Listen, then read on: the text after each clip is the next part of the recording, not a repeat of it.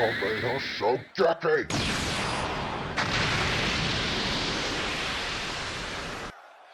Did you think we were just gonna keel over and let you walk all over us?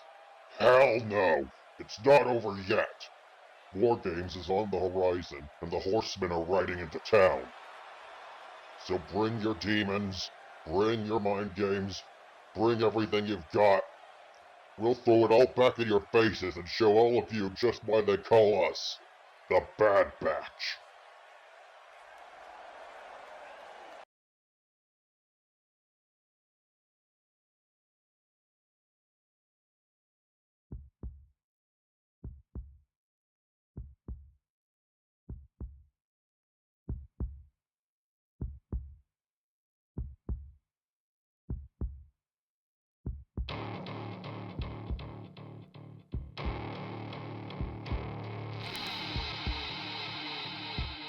You thought that would hurt me?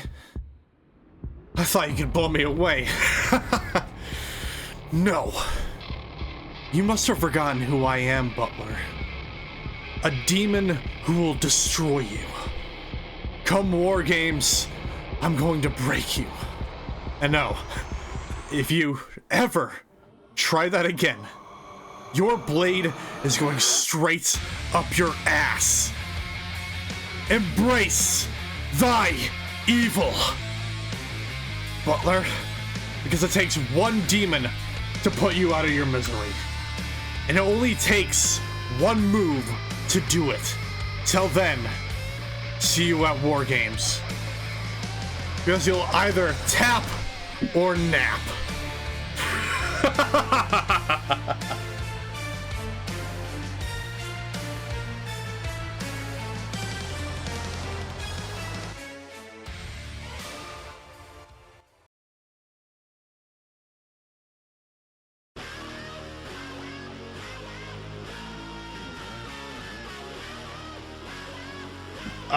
Well, hello there everyone, and welcome back to another very exciting episode of WPW Saturday Night Showdown. I'm your host, the Killjoy JTB, joined once again by my broadcast partner, Andrew Jensen.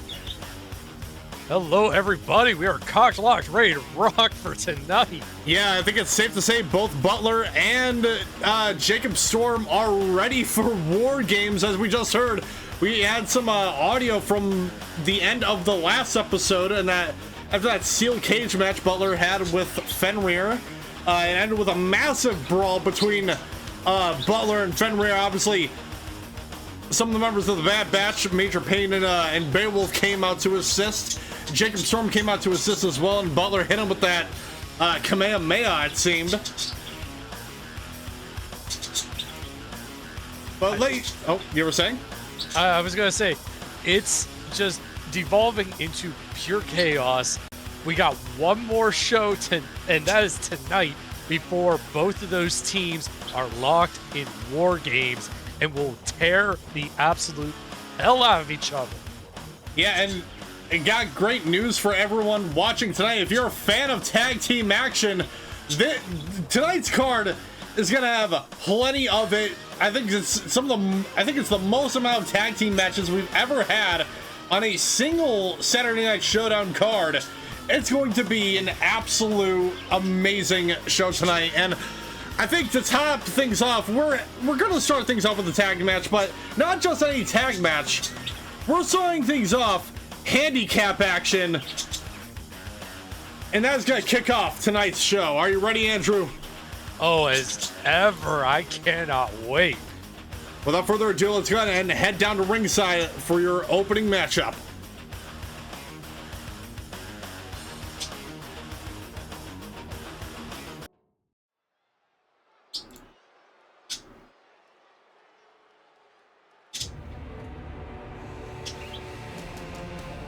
The following contest is a 2-on-1 handicap match scheduled for one fall. Introducing first,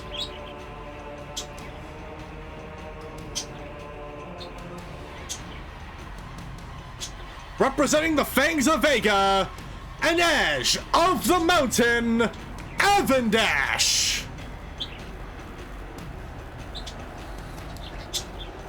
Obviously, Anaj here tonight to prepare for his upcoming matchup with Arctic Mantis at Stand Your Ground. We'll be getting into more details of what that match actually is. But first, we gotta introduce his opponents.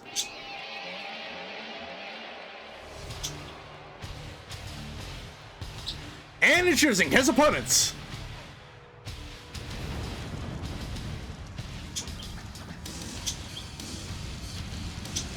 At a combined weight of 800 pounds, the team up of Titan and Ifrit, the Primals. Here we have both the Primal of Earth and the Primal of Fire, Titan and Ifrit respectively. They'll be getting ready to prepare for their upcoming tag team matches. They'll be going up against the other two members of the Fangs of Vega in the form of Luther Bolfenheim and Kalendar Hatafi to kick off Stand Your Ground.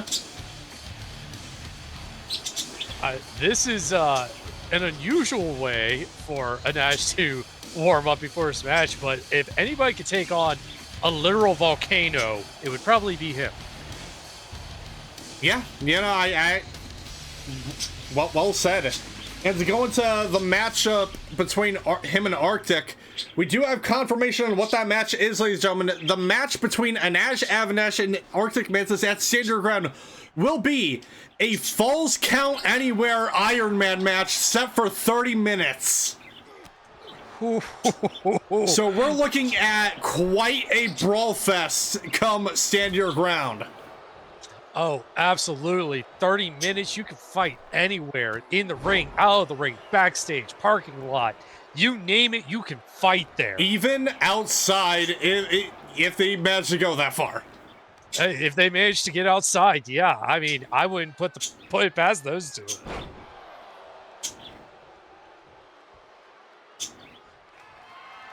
We're going by traditional tag team rules here, so Ifrit, the legal man in this fight, Titan in the corner.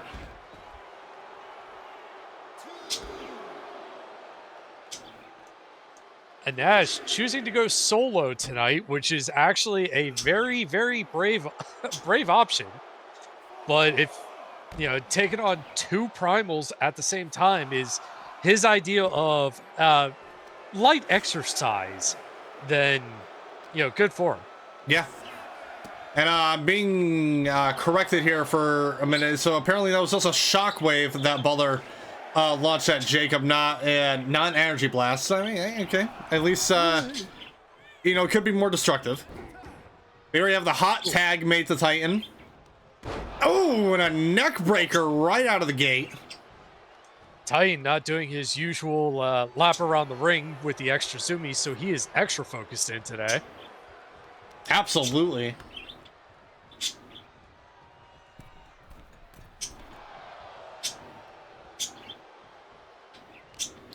Oh, we also have another update for you here, ladies and gentlemen.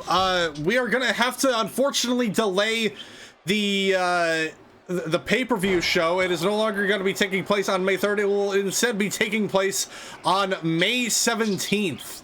So in about 2 to 3 weeks from now.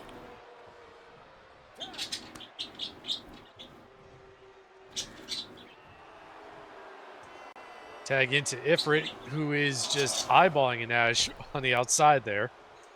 Yeah, and big boot to the jaw right there to Ifrit. 1, 2, kick out at 2. Yeah, now it's just taking a quick breather there. I guess lulled Ifrit into a false sense of security. A little too eager there, undershooting the mark, but hitting that nice DDT.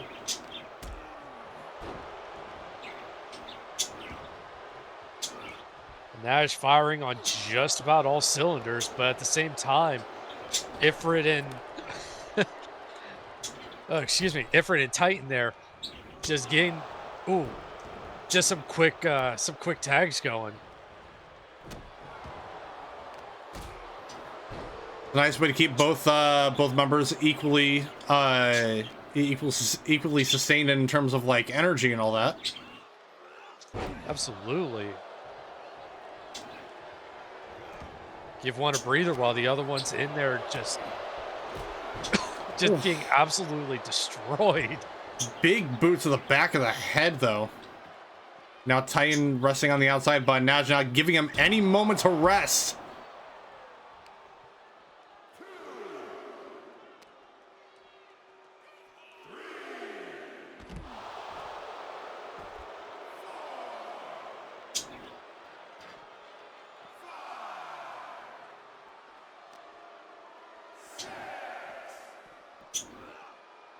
Rolling Titan back into the ring now.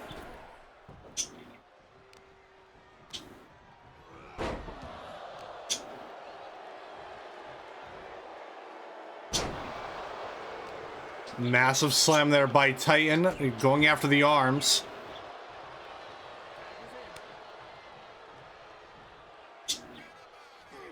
Tag made to Ifrit. Oh! Oh, went for a quick jab at Titan, but Titan catching him right there. Going for something in the corner, but Ifrit got the boots up just in time. And now Big Man going for a backbreaker.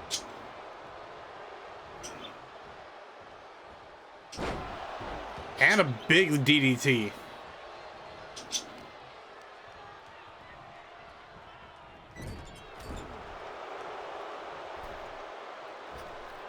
Oh, springboard lariat.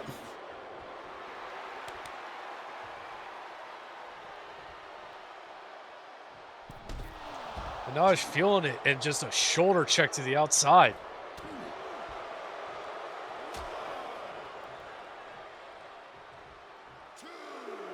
On Anaj. Oh! Dropping Titan onto the apron.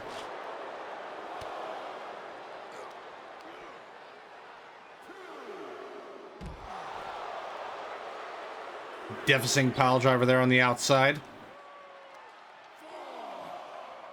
If we're trying to give Titan a little bit of time to recuperate, even though Ifrit is the legal man, he's going to want to make sure that Titan is available for the tag. But now Titan doing a little bit of work on the outside, making sure Anaj gets back in the ring.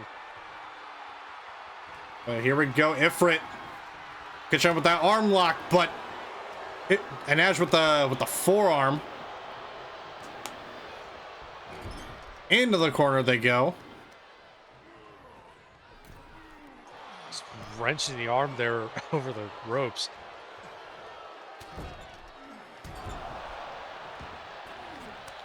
Tag made a Titan.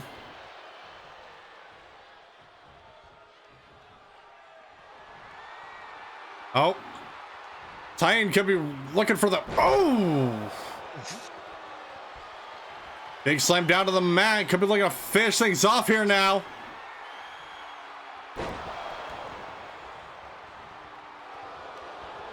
Massive move there by Titan. That could be it for Anaj too. No! Kick out at 2. Oh man, we almost had a landslide over the mountain there.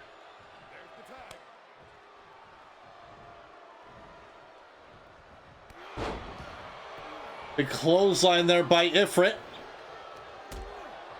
Oh, Anaj getting back up to his feet. Oh, here we go. Anaj. Oh, with a double foot stomp. Devastating stomp. Well, unfortunately, Titan was right there to break up the pin attempt.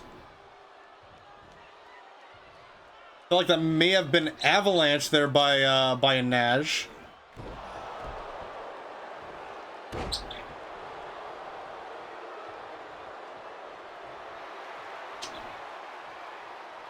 Oh, what's Anaj looking for here?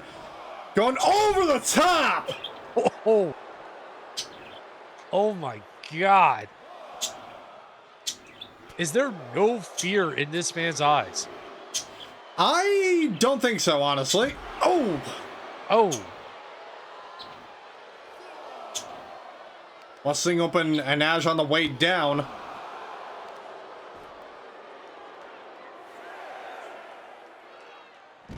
Oh, a massive power bomb on the outside to follow up.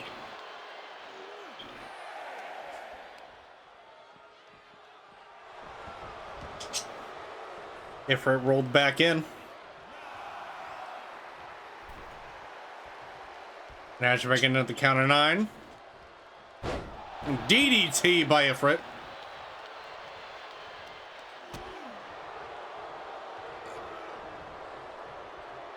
Looks like both of them were going for big boots and just kind of canceled each other out. Oh, cheap shot made by Titan. But still, Anaj going for the cover. 2, 3.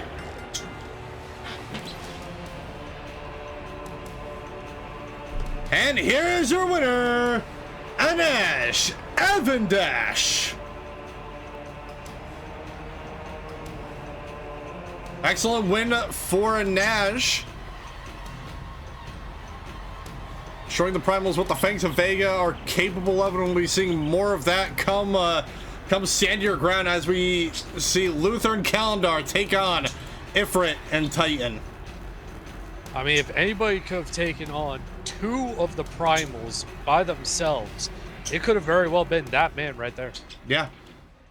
I imagine Arctic Mantis is looking really closely at that matchup, trying to get a grasp of what his opponent will be like come pay-per-view. Absolutely. Well, ladies and gentlemen, as it was stated during all the advertisements for this episode, we have every member of each War Games team in action here tonight. We're going into some women's action next, ladies and gentlemen, so without further ado, let's go ahead and head down to ringside.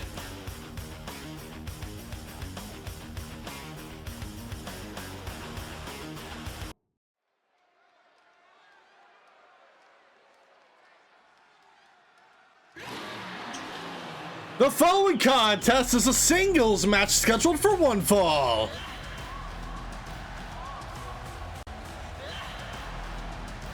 Introducing first,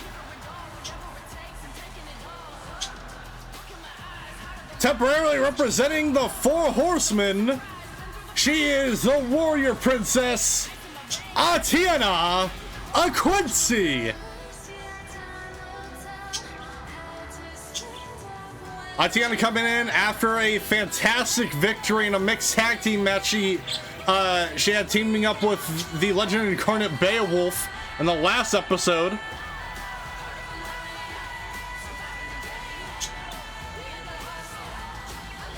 Yeah, 2 absolute brawlers picking up a tremendous victory. But let's hope she can win in some singles action tonight. Especially when we consider who she is facing.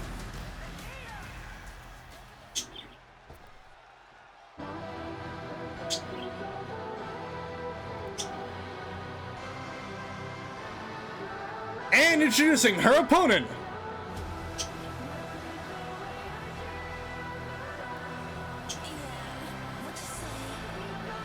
representing Ragnarok, she is the Goddess Hel.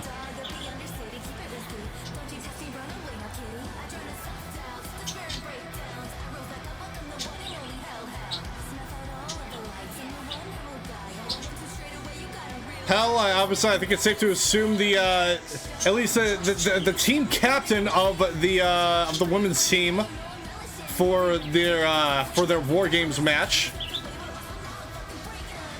Very much so, but still, with the side of Ragnarok, that is a lot of interesting personalities to try and rein in. Yeah, enlisting the help of both of the Hex girls, Lishene and Moranna, as well as the girlfriend of Jacob Storm, Ivy Reid. I mean, you're trying to get the girlfriend of Jacob Storm, who, reminding everybody, is trying to save her boyfriend's soul from the demon. Somehow, some way, that is a very tall ask. Yeah, very tall ask, and it really does seem like Ivy's got her work cut out for her. Absolutely.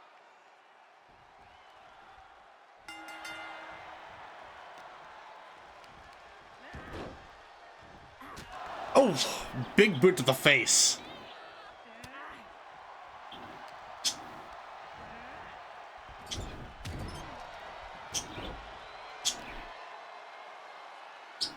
Atiena taking Hel down now.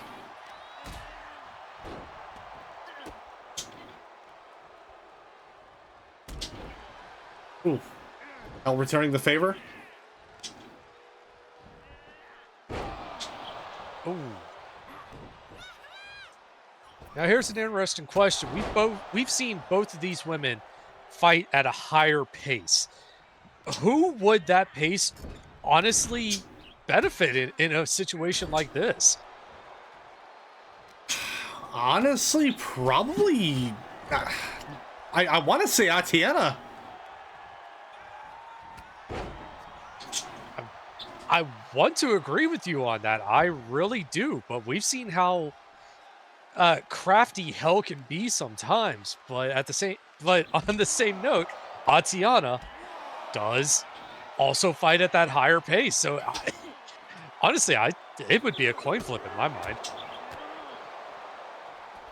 On being passed a note right now, saying this will be the last use of Hel's current entrance theme. So looks like she'll be debuting a new theme post Stand Your Ground.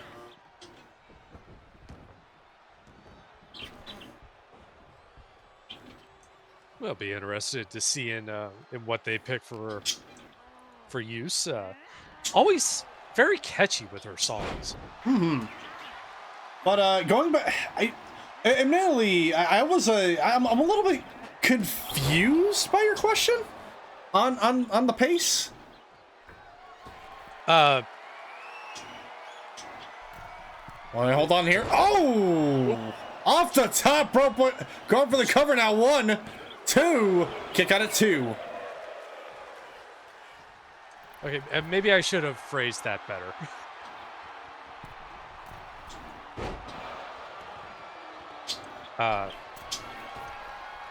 Sorry, blanking on that right now. No, you're fine. Oh, went for the coup de grace, but not enough. Atiena dodging out of the way for that one. Oh, over the cover. 1, 2, kick out at 2.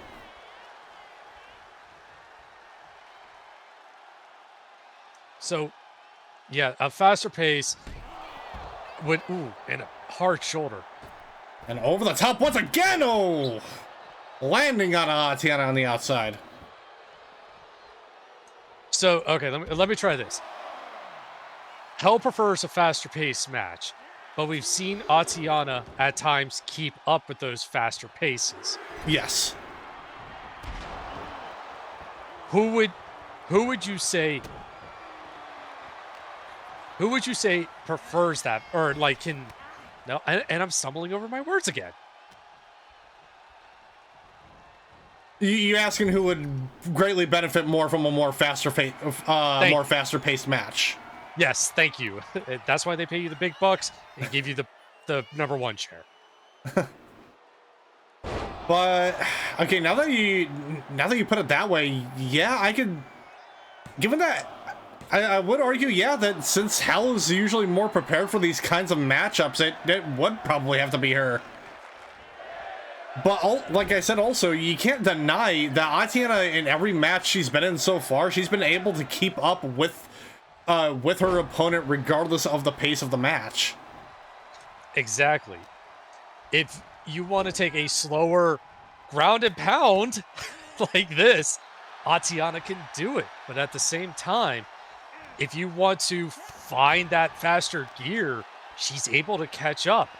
Yeah, I mean, she's called the warrior princess for a reason. One of the main aspects of being any kind of warrior is that you got to make sure you can keep up with whoever it is you're facing. Absolutely. Because one wrong move and it's game over. Exactly. And right now, Atiena is setting her own pace and has Hel on the back foot here. Lucky in that submission attempt onto Hel, now looking to make her tap out. But no, Hel looks like he's able to escape that for the time being.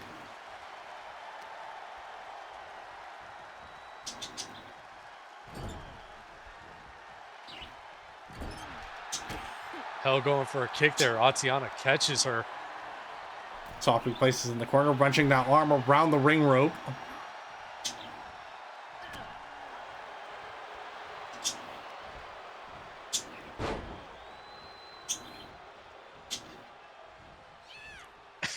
And Atiena just having fun styling on Hel.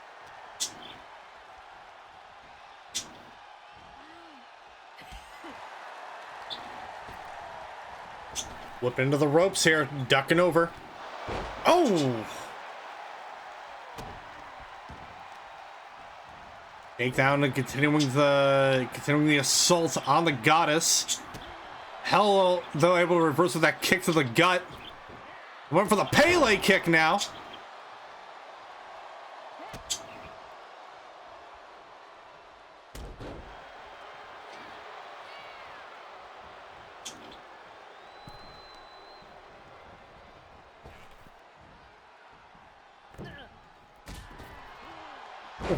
Drop kick to the side there off the apron.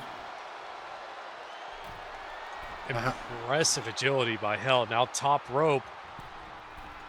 And oh! Just barely hitting the back of Atiena's head, but not enough to take Atiena down. And she hits her with a devastating lariat. 2! Kick out at 2.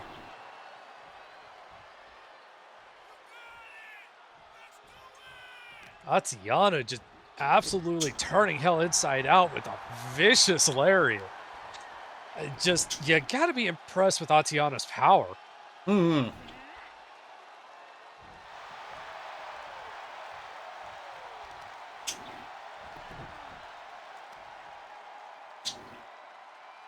Just wrenching the knee and ankle there. Potentially just trying to take her off her feet. 1, 2. 2 count. Yeah, get rid of those knees. Potentially get Hel off her air game. Oh, and a vicious spear. Death toll right out of nowhere. 2. Kick out at 2.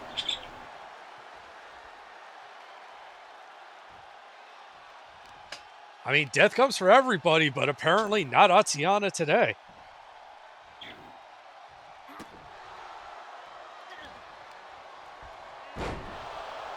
Vicious DDT there by Hel.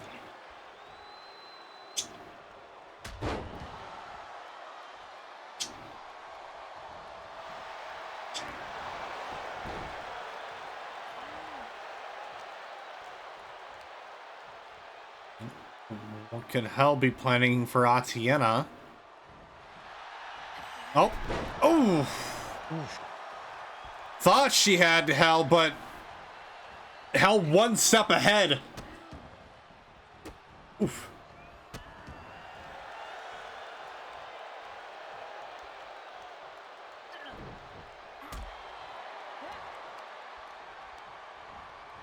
Hel was sizing her up for something there, but thought better of it.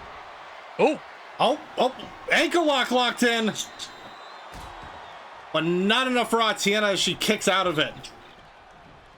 Pulling to the outside, but Hel following suit.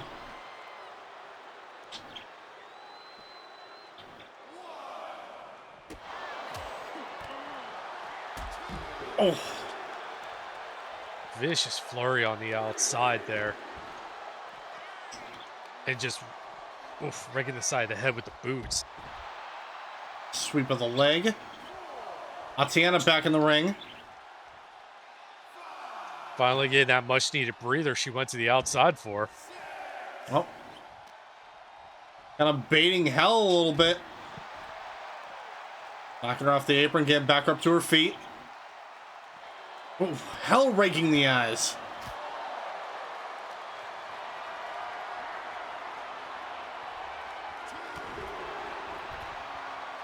Atiena with that quick chop block to the back of the knees. Oh, here we go. And Hel just whipping her back in. Oh, we're out of the way. Atiena, though, with the submission attempt once again in the middle of the ring, nowhere to go.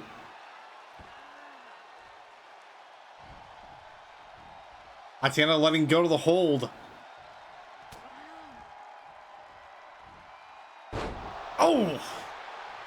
Modified suplex there by Atiena.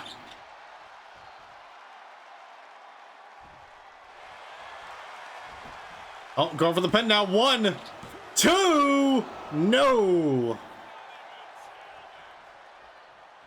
Personally, with how crafty Hel is, I probably wouldn't have let go of that that submission, but Atiana's got something else in mind here. Ooh, knocking Hel into the outside. Just shoulder checking the ribs there.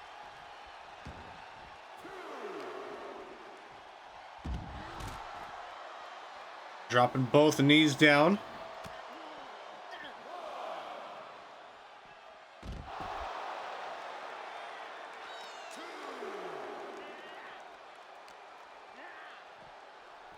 Well, back to the inside of the ring now. Hel following suit, going to the top turnbuckle.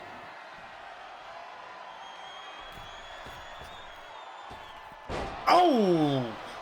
Elbow drop from the top rope. With the cover. 2, 3. And here is your winner, Hel.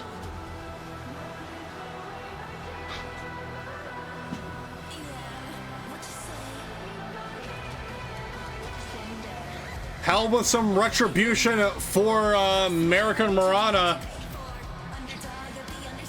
Picking up the victory here tonight.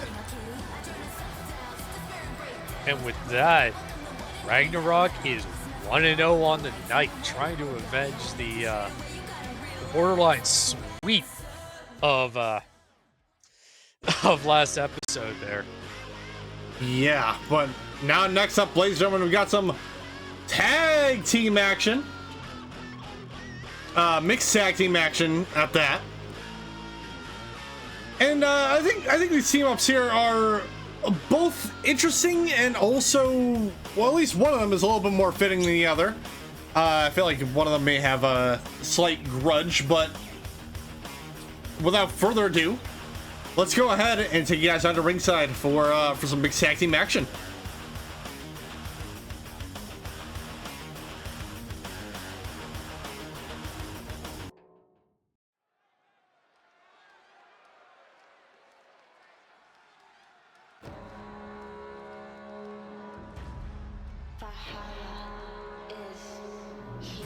The following contest is a mixed tag team match scheduled for one fall. Introducing first,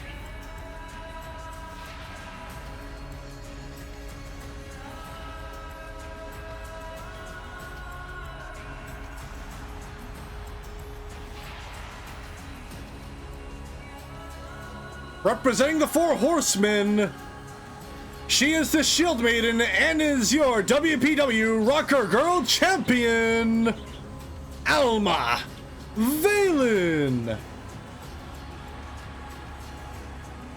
Obviously, Alma Valen will not be having a title match at Stand Your Ground. Instead, she will be defending that title at the anniversary show of WPW. We'll be having a #1 contendership match to determine who she will be defending her championship against at that show. I mean, getting to know Alma a little bit, she is happy no matter what kind of a match it is. If it's a title match, a non-title, Hell in the Cell, or a War Games, she is just happy to be in there and fighting somebody.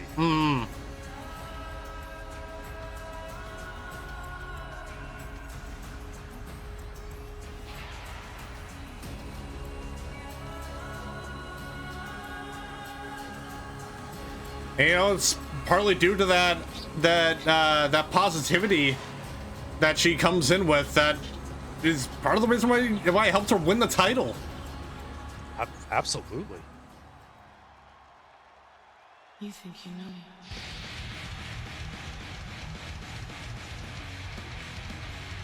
And introducing her partner,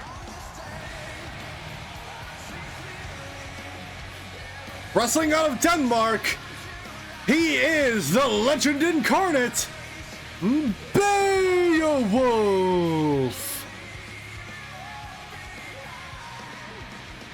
And this right here is why I said this team up is almost perfect, because you basically got yourself two Vikings in a match fighting together. Oh yeah, I mean absolutely.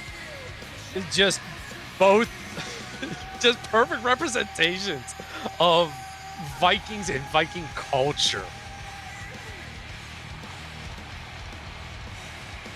Also, two people that just love to beat the absolute hell out of each other. Like, not just, not each other, but anyone.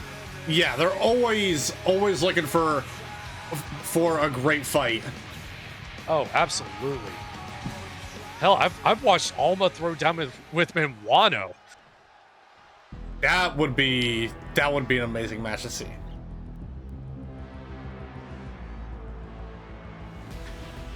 And introducing their opponent, temporarily representing Ragnarok, Ivy Reid. In relation to Morgan Reid, who we'll be seeing on later tonight, Ivy Reid, her only motivation for taking part in this War Games match and assisting Ragnarok is in part to help her boyfriend Jacob Storm, trying to help him break out of this curse of the demon.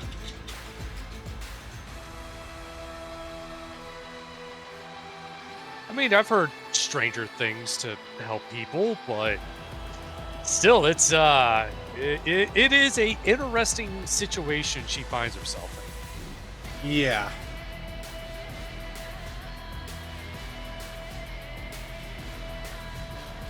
And whether you love or hate Ragnarok and the people who choose to associate with them, you can't really deny that you got to feel for Ivy here. Oh, hands down. All she wants to do is help, and unfortunately, she's got to go through some unfortunate hoops to get what she wants. That includes helping this man.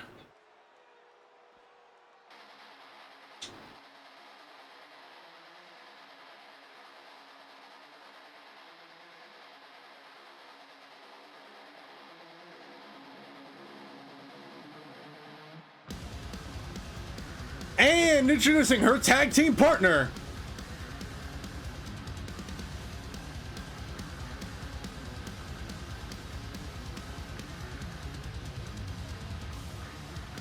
representing Ragnarok, he is the Beast, Fenrir.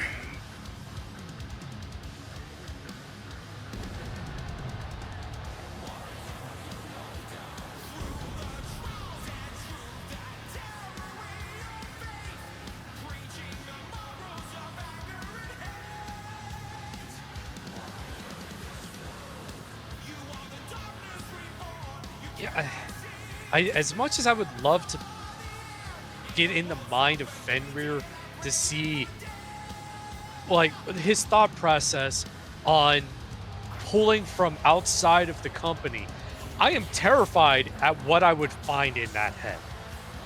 Yeah.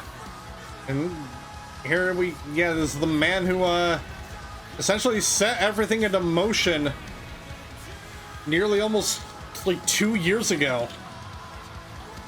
2.5, I'd say, honestly. That's a safe assumption, yeah. Yeah. But I agree. I would not want to I would not want to see what goes on in the minds of, Fenrir of all people. The machinations of a madman. Some would say even an evil genius, but just it would be terrifying in there. I mean, I'm sure Beowulf would be easy. Eat, drink, sleep, fight. Fair enough.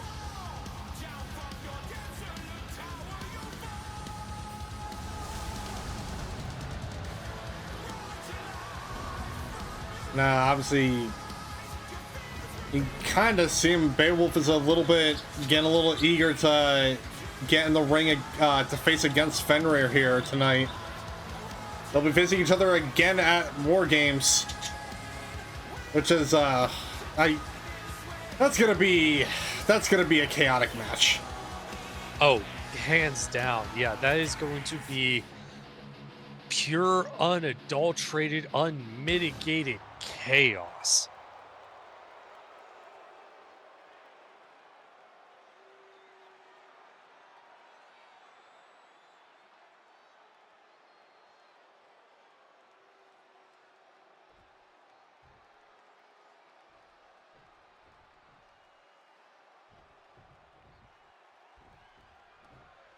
Looks like starting things up. We got Alma, Valen, and Ivy Reid. Ivy immediately with the odds in her favor.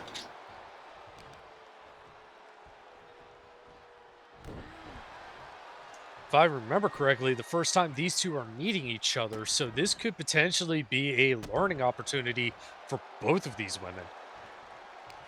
Yeah, I mean, this is, with this being the go-home show for Stand Your Ground, this is the only time that these two will, this will be the only time before War Games that these two will be facing each other. So they have to make sure to see if they got everything all the information they need. Now, these two gentlemen are very, very familiar with each other. Yeah, and you guys can see Beowulf immediately with that butterfly suplex to Fenrir out of the gate. Absolutely no love lost between these two. Oh, but Fenrir catching Wolf on the apron. Oh, he DDT, accidentally knocking him on top of Alma. Yeah, thankfully almost all right there.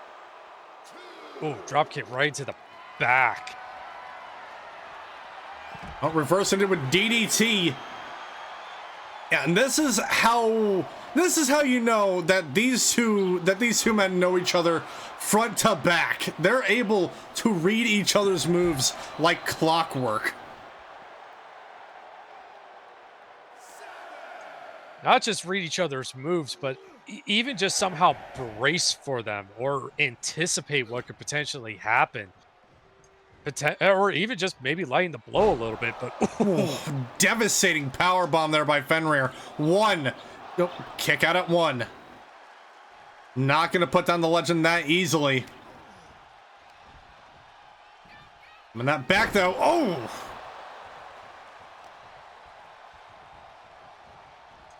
yeah, there's no way you're gonna be able to put Beowulf down that easily. I mean, you could ask Payne. You could ask, well, just about anybody on the roster that's faced Wolf. yeah. Fenrir heading to the outside, trying to recover a little bit, but Beowulf on the turnbuckle, stalking his prey. Double axe handle to the back.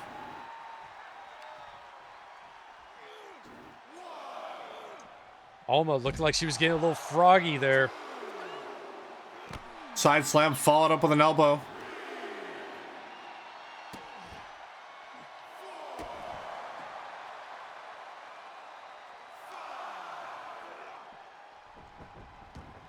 Back to the inside now. One. Kick out at one. Both of these gentlemen going 1 for 1, and now the women are back in. Oh, one for a strike. Both of them missing.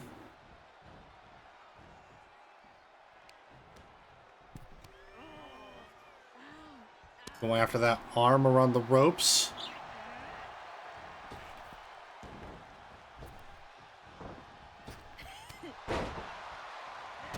Back elbow though, knocking Ivy down.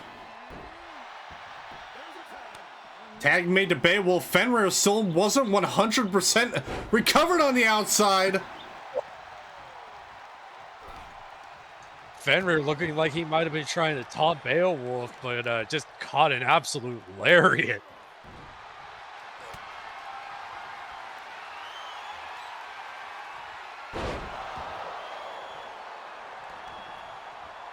Oh, Wolf with the pin attempt, but Ivy right there to break it up.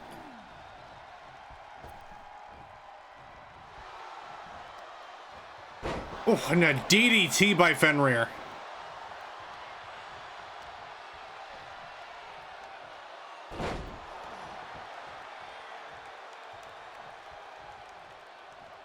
Wolf trying to regain some energy on the outside for a minute.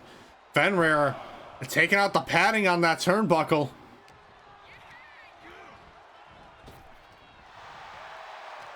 Gonna be a dangerous spot for anybody in that area.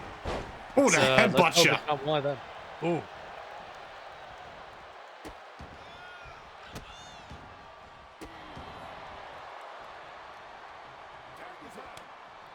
Hey, made the Ivy. Alma back in.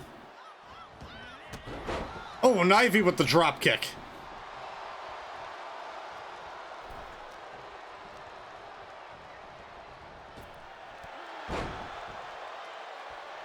Referee trying to put that padding back on the turnbuckle there.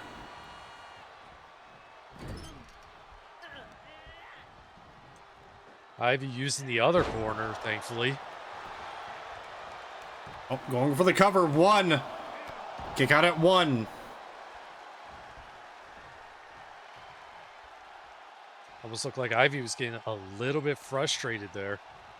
But she's got to remember to try and keep her cool during all this. Left an Ivy up with that suplex.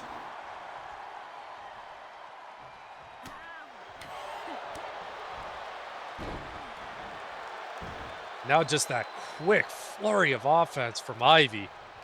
Trying to keep Alma off her off her game. Oh.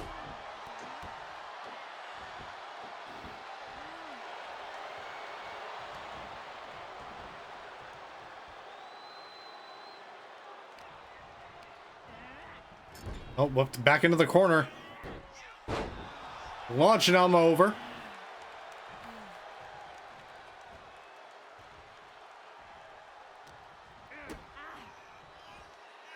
And oh! Vicious Canadian Destroyer in the middle of the ring.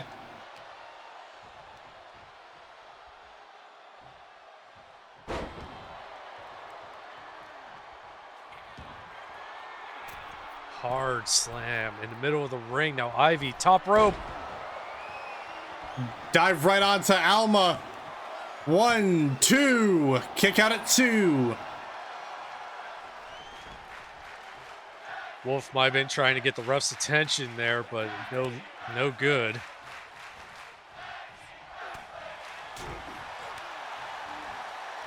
Both the men back in. Beowulf with an upper hand with that European uppercut. Looked like Wolfham with that 4-piece combo. Now he's serving up sides of mashed potatoes to boot. Tag made to Alma Valen now. Oh, ankle lock locked in. Ivy's so close to the ropes, but able to turn over.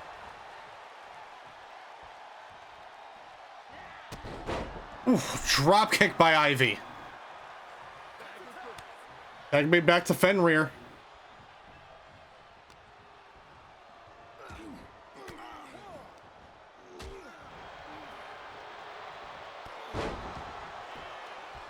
Clothesline to Beowulf.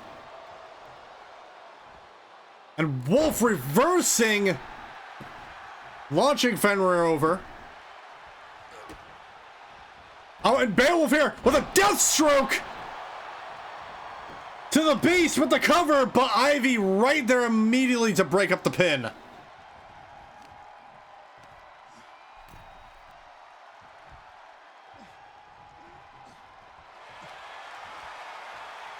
Oh. And Wolf locking in the FTC on Fenrir, looking to make him tap. Is he gonna? And he got it!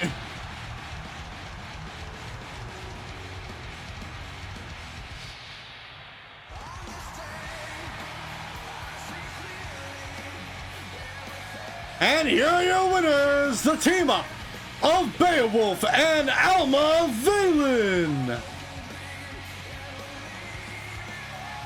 A little bit of a shocking end of the match, honestly. Very rare. Yeah. I think that may have been the first time we've seen Fenrir tap. It very well could have been, but like I said, the mind of Fenrir, who knows what he could have been thinking. Yeah, because the guy again goes into what Fenrir is like. For all we know, that could have been you know, feigning giving Wolf and the rest of the Four Horsemen a false sense of security. Absolutely, conserve a little bit of energy and try and save your legs for next the pay-per-view. And you know, honestly, with a possible idea like that, yeah, you gotta hand it to him. You do, and the crowd is not happy, chanting "You tapped out."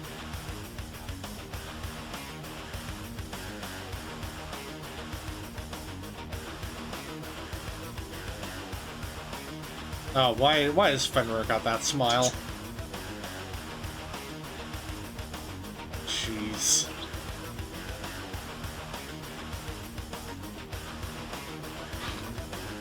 Well, as we ponder the orb of that meaning, we got more of a match here before we head into our commercial break, ladies and gentlemen. Got more women's action, singles competition, and that, ladies and gentlemen, is up next.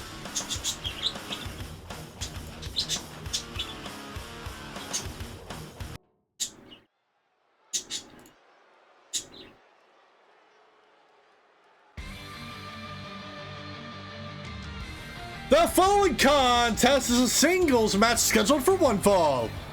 Introducing first,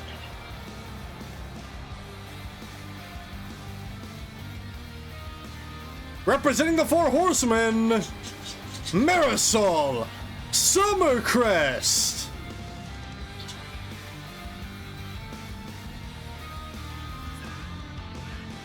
Marisol locked and loaded and ready for tonight, ready for War Games. Last showdown before the pay-per-view. Looking to get her hands on one more member of Team Ragnarok.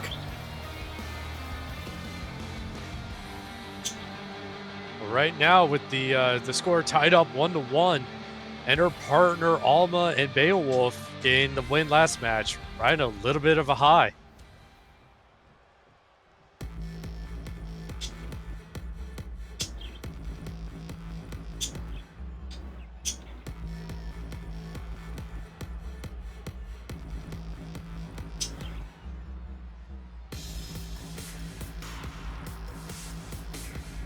And introducing her opponent,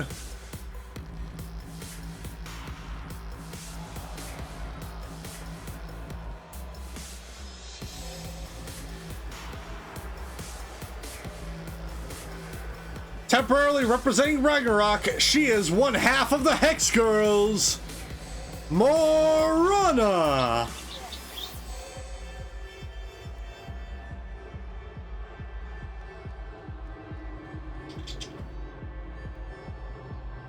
What is it with lanterns?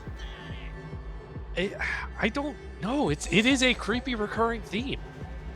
Yeah, I mean, we did get, obviously, we did get the confirmation that, obviously, that's not the same lantern that Fenrir comes out with, but still, nonetheless, a little bit of an odd homage here.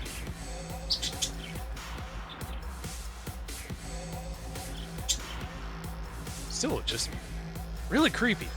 Yeah.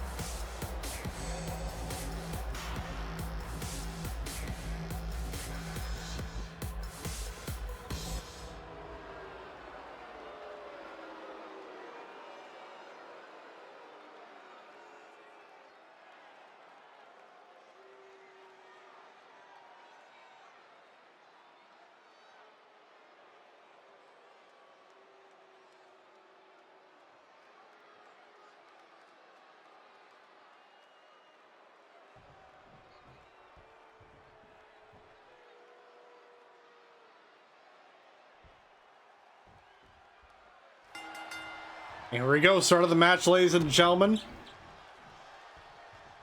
Moranna looked like she was going for a DDT, but Marisol reversing into a clothesline.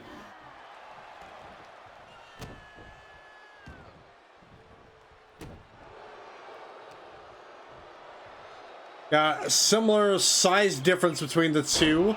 Moranna just a tad bit taller.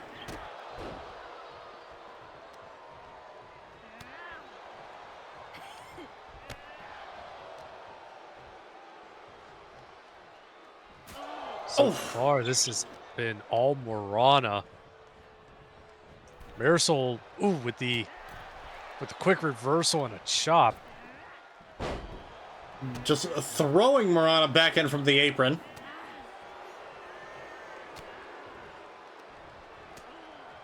From behind.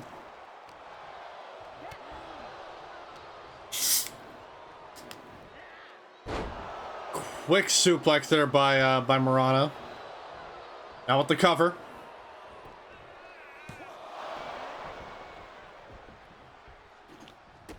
Not enough to take out Marisol, but now go to the top turnbuckle. Marisol trying to recoup on a shoulder check on the outside. Oof. Was wrenching that knee. And a slam into the steel steps. Yeah, those steps, ungiving.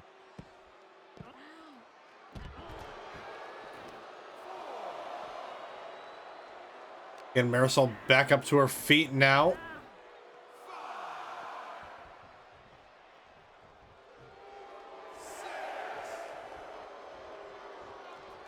Moranna trying to hush the crowd here, but they are not having it. They are active tonight.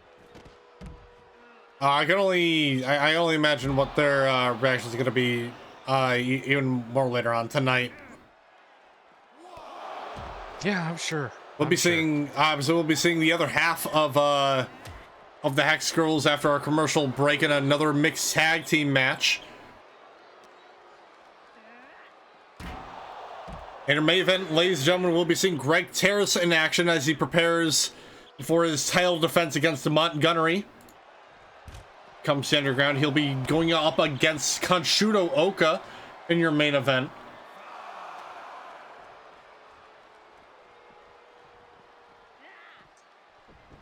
Oka has not been here long, but already main eventing a go-home show. Yeah, nothing to scoff at. Oka has made quite the appearance and quite the impression on everybody here in WPW, and I think it's well deserved. I am in 100% agreement here. Marisol with a power slam. Series of elbow drops here from Marisol.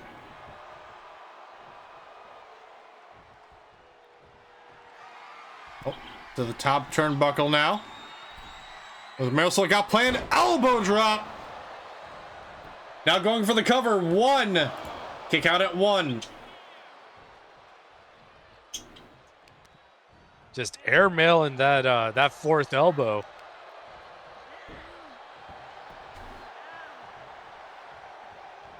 But also glad to see her ring awareness is definitely improving. Her foot a little close to the ropes there whenever she went for that pin.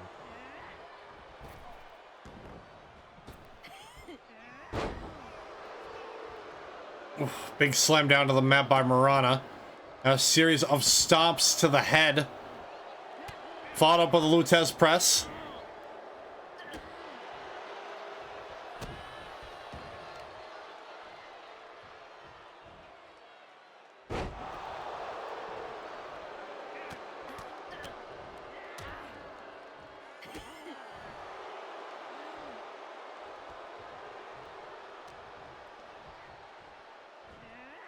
Another suplex there by Moranna.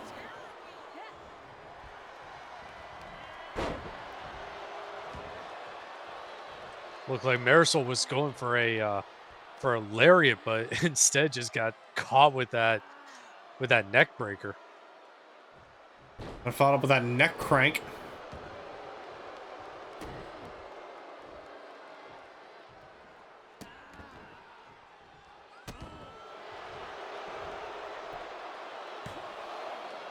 With the cover, but a kick out at 2. Marisol not done yet, but obviously Moranna not entirely too happy about that.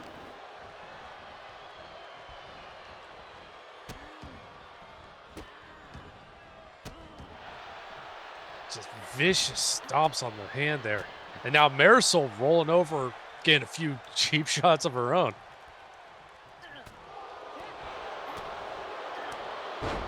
Oof, taking down Summercrest, rolling to the outside. Both competitors out now. And, oh! A power bomb! Oh! And the slam. I mean, pretty soon this may turn into just an outright brawl. And just throwing Moranna near those steel steps.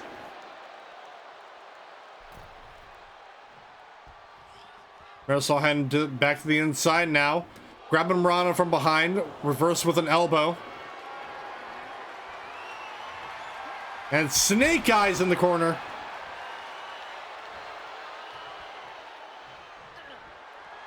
Oh, Marisol catching the leg. Oh, clothesline.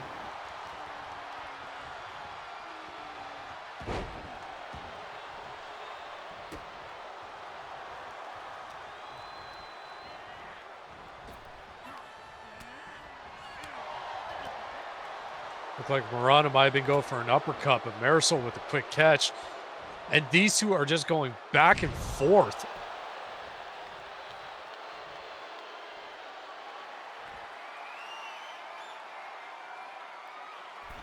Moranna to the top rope. Elbow drop onto Marisol. Going for the cover. 1, 2. Kick out at 2.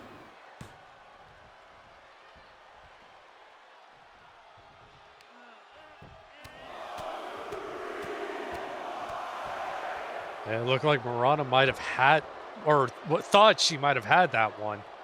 But just there is no give in Marisol. She will not give up.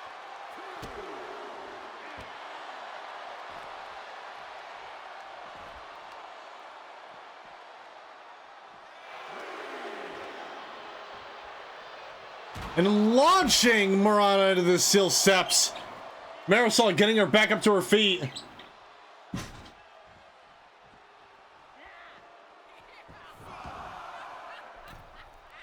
Just throwing Moranna back into the ring. She wants to end it.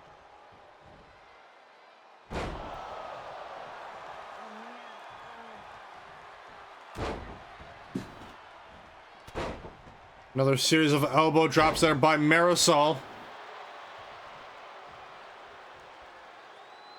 Moranna trying to pick herself back up here, but Mary! Oh! Sending Moranna back to the outside once again.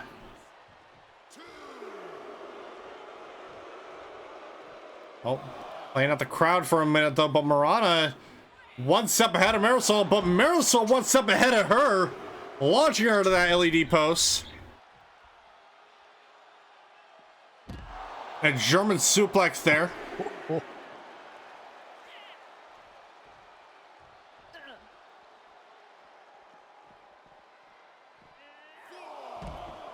Moranna with a suplex of her own.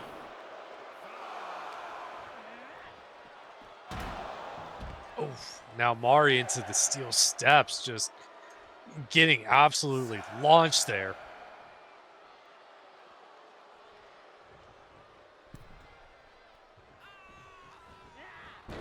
Oh, looked like she was going for a cutter or something or other, but Marisol just dodging out of the way.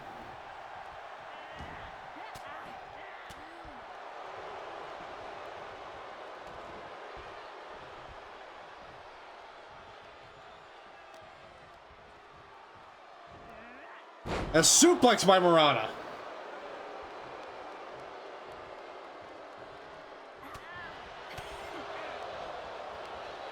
A headbutt shot by Mary.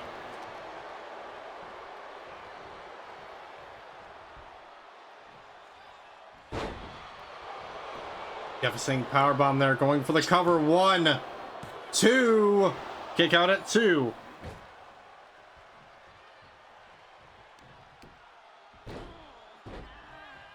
There's a slamming Marisol's head into the ring there.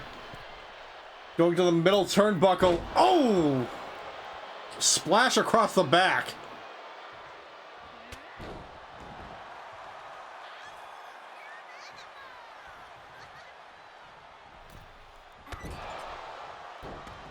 And Mari with just a hard run clothesline in that corner. Oh, as Marisol got planned here. Oh! Kick to the back of the head. With the cover now. 1, 2. No! No!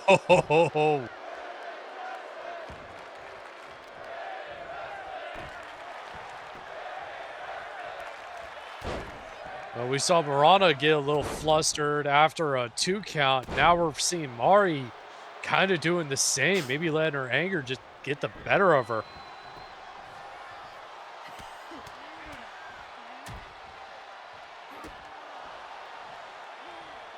Oh. Oh no. Oh, Marisol appearing from behind. Or Moranna. My mistake, taking her into the corner now. And just a series of blows to Marisol. Keeping her in that corner, but Marisol pushing her back now, taking her down to the ring. And a cutter by Moranna.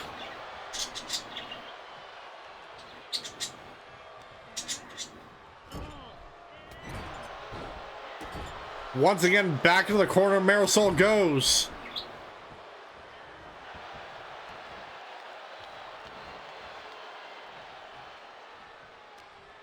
Moranna's got to be careful keeping the foot on the throat there. Don't want to get disqualified for that. Not at all. Scoop slam there. As Moranna got planned, middle turnbuckle. Oh, double axe handle. Now going for the cover. 1, 2. Kick out at 2.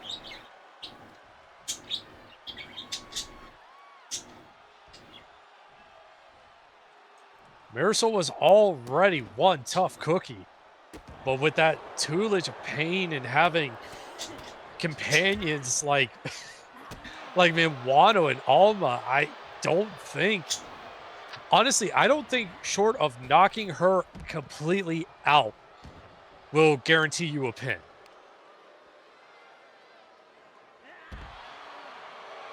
I can't exactly say you're wrong on that one. I think it's suffice to say that Marisol being with the likes of Pain, Minwano, and Alma Valen, you know, kind of helped her resilience a bit. Oh, absolutely. But yeah, I mean, short of knocking Marisol completely out, yeah, you cannot guarantee like any kind of a pin. Marisol is just going to get back up and keep fighting.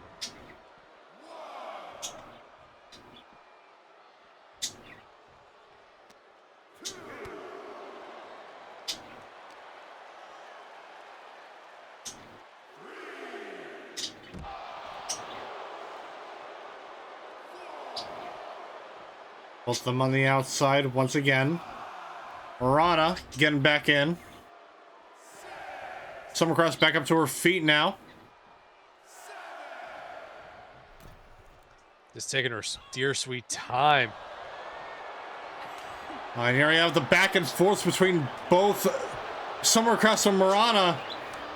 Chop to Moranna. Marisol just trying to keep up the momentum here. And a lariat. Marisol said enough of this. Oh, once Marisol got planned here. Jumping over Moranna. Kick to the back of the head. Now with the cover once again. 1, 2, 3.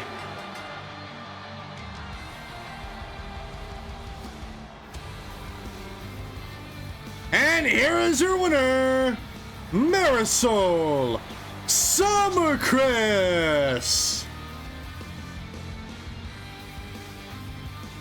And that's another win in the corner for the 4. Absolutely.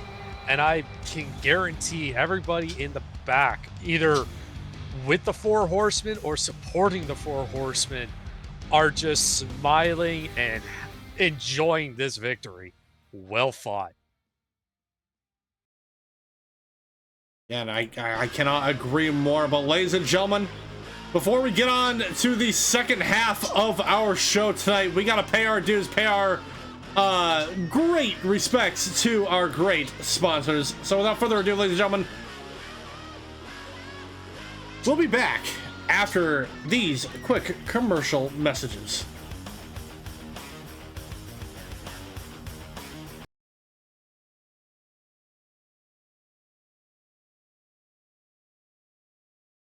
Ladies, look at your man. Now back to me. Now back at your man. Now back to me. Does he look like me? Hell no. But can he smell like me? Hell yes! Beowulf's Monster Blood Blend is my brand new fragrance for men in deodorant, body wash, and shampoo varieties. Made out of the finest ingredients gathered from the corners of the 9 realms. So now you can smell like you just wrestled a demon buck-ass naked in the midst of smoke and the scent of mead on your skin. Slayed your draconic son, and fought many a dangerous monsters of the deep. Beowulf's Monster Blood Blend. Live like a legend, be a legend, smell like a legend. Not made of actual monster's blood. Any blood found is merely a coincidence, nothing more. Please don't sue us. Start your day right with the clean, sweet spice of Brass Kettle Blend Turkish coffee. One of the day's best perks. Because nobody does coffee better than the Turks. Put the pep in your step with Lucky Potion, a Did It Alchemy and Catering specialty product. Sick of all those bills as a result of being sent to the hospital after a match? There's an easier solution out there if you listen close. Sensubine! Sensubine Herbal Blend Tea. One swallow will make recovery follow.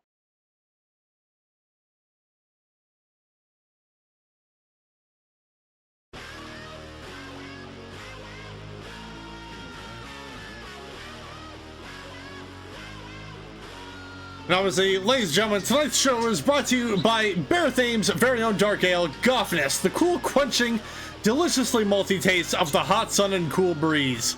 For your daily goodness, get Goffness, a DAC licensed product. And obviously, we also gotta pay our dues to the likes of Magitech Madness. Magitech Madness provide us with all of our equipment here so that we can continuously put on this fabulous show that we do every other weekend and every other week out. And obviously they've been providing us with all of the equipment as we head into pay-per-view season with Stand Your Ground, which obviously is our next show, ladies and gentlemen. This is our go-home show for that very exciting pay-per-view. Gonna be quite the exciting time. And also, we also gotta thank the likes of the Matsumoto family, our primary benefactors for the show, able to fund our programming as well as pay all of our great wrestlers and commentators. We gotta love them all. We gotta love them all. Yep, we are totally not financially responsible to say that we love them all, but we do love them. Yes. Did I mention we love them all? We love our sponsors. But now, ladies and gentlemen, we got some more mixed tag team action happening up next to kick off the second half of the show. So without further ado, ladies and gentlemen, let's go ahead and head down to ringside for this next match.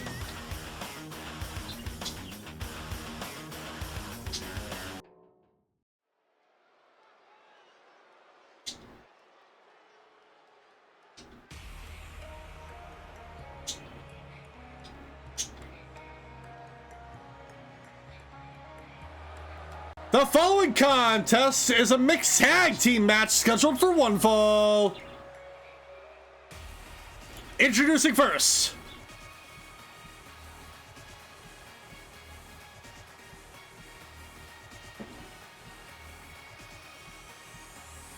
temporarily representing the Four Horsemen, wrestling out of Pattaya City, Thailand.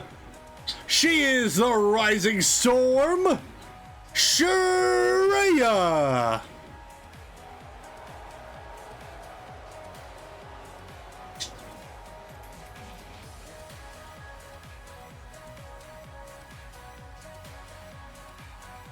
I think it's safe to say, I think I can even speak for everyone when I say, I am behind the Rising Storm.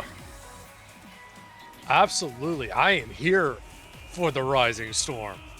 Shuria making an absolute name for herself as of late.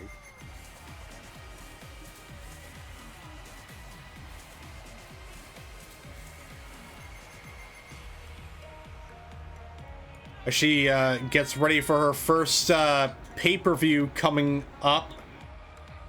It'll be exciting to see what she's got planned.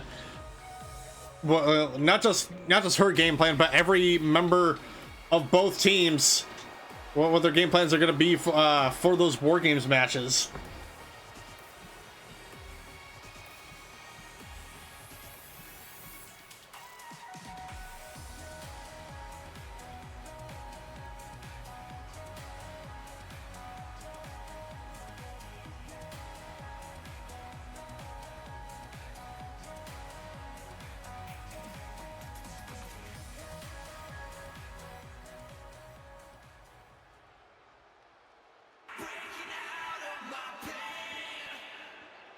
And introducing her tag team partner,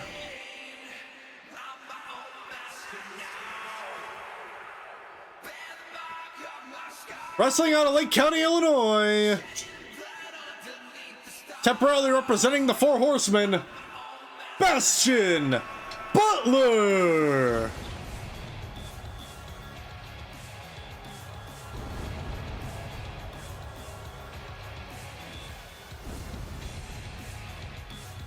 They're obviously coming off a pretty great, I won't even say pretty great, a very great victory. Coming over on Fenrir at the end of the last episode in a steel cage, in a surprise steel cage match at that. Yeah, proving that he is no pushover, no slouch, and he is actually ready to throw down with these guys. And it is no surprise that Bastion is just willing to accept any and all challenge thrown at him. Mm-hmm.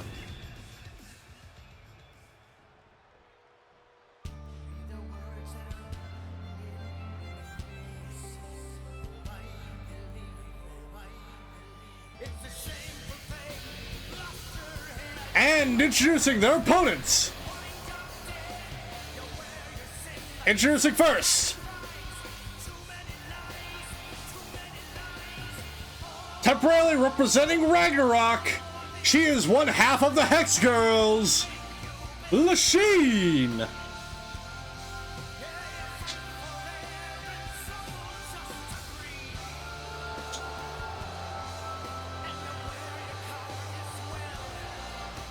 So we have Creepy Lantern and Creepy Three-Quarter Mask. Yes. That's exactly what we have.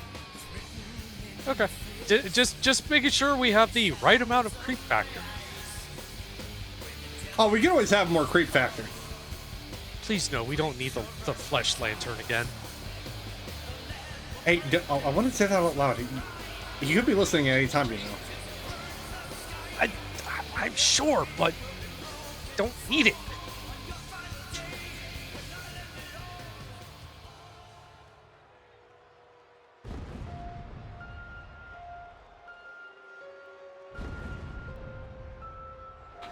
And introducing her partner, temporarily representing Ragnarok, he is one half of Apocalypse, Asmo.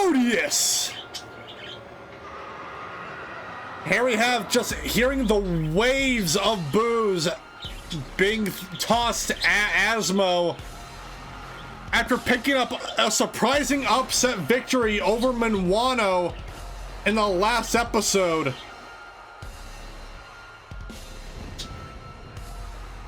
As the entirety of the WPW universe shook.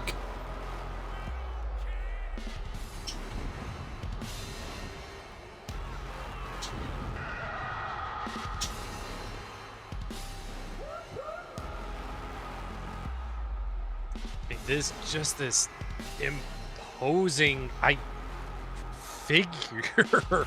Yeah. It is hard to pinpoint just exactly what he is. I don't think I want to know the answer to that, honestly. Curiosity's getting the better of me, but at the same time, I'm probably better off not knowing. Hey, I mean, I'll put it to you this way: you're not willing to look inside the head of someone like Fenrir. I don't think we really want to know what's going on with Asmo. Probably not. No. But tweeting on social media, we have Lady Cat Gina coming in saying, "Gentlemen, I'm sorry for the lateness. I had to deal with someone who became some things. I shall guard the booth door for you." Oh, thank you. Oh, thank you, Lady Cat.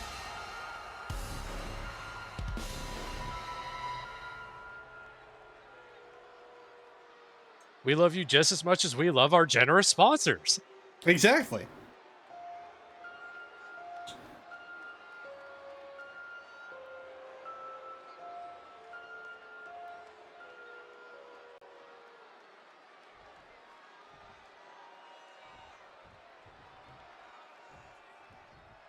Well, looks like starting things off, we have Shuria and Lishene.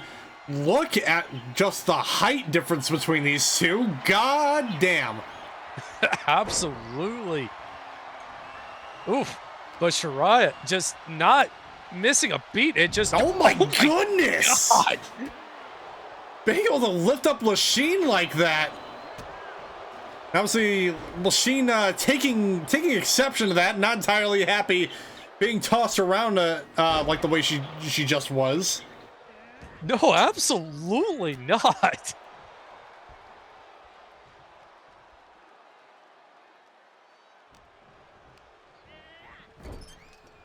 Lishene in the corner, chop across the chest there.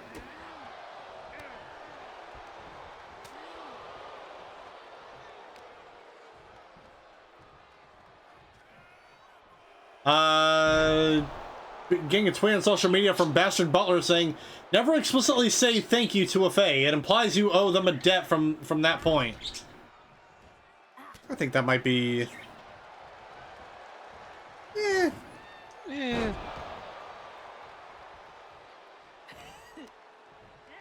We will add that to the list of things to do later. Yeah. List of things to possibly worry about, or maybe not. Exactly. 1, 2. Ooh, only a 1 count.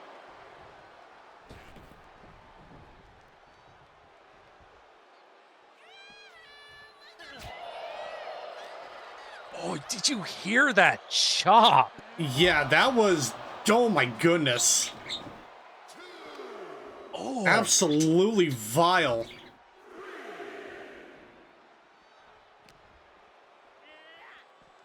Shuria just absolutely not afraid and taking it to the gigantus here.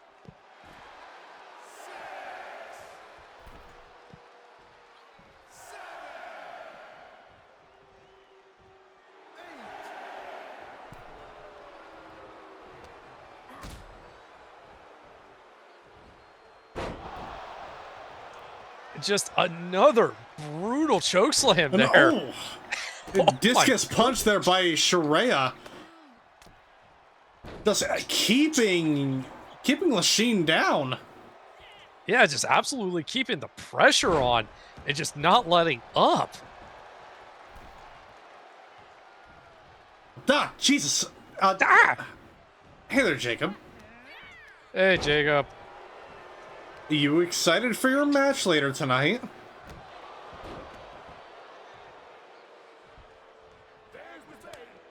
Here we see a tag made to Asmo. Butler now being in. Oh! Clothesline now just tossing Butler around. Butler almost got knocked about 3 rows back there.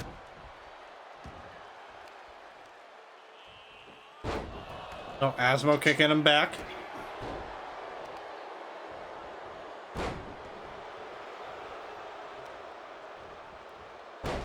Now, in Bastion's defense, he is not a tiny man. But at the same time, looking at Asmo, he is a tiny man. Smaller, let me rephrase that.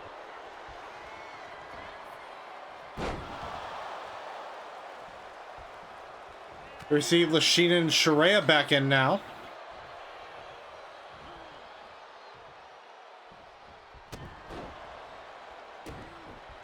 Or is he just continuing the technical work on Lishene? Yeah, keeping her very centered in the ring there. Or for an abdominal stretch, but Lishene reversing with the hip toss. Oof, and a swift DDT.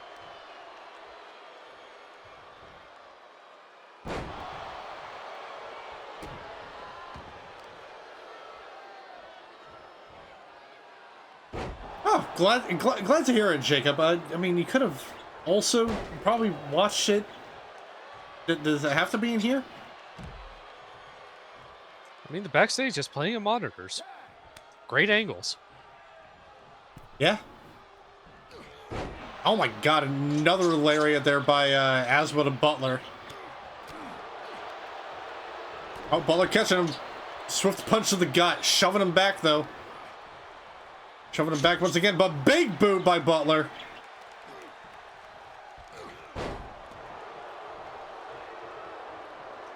Another vicious lariat by Asmo. Oh, and launching Bastion to the outside.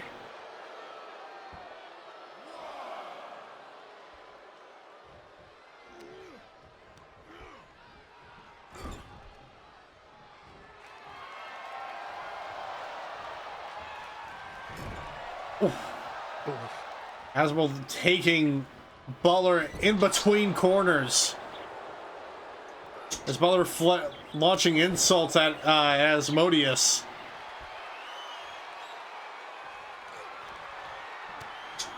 Oh, catching him, but Butler reversing. Going for something there, but yeah, Butler just some hard rights.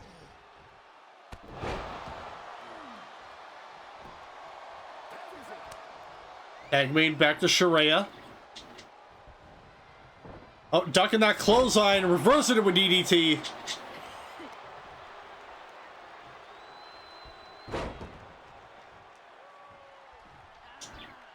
These two working smartly and tactically. The size difference definitely working in Shuria's favor.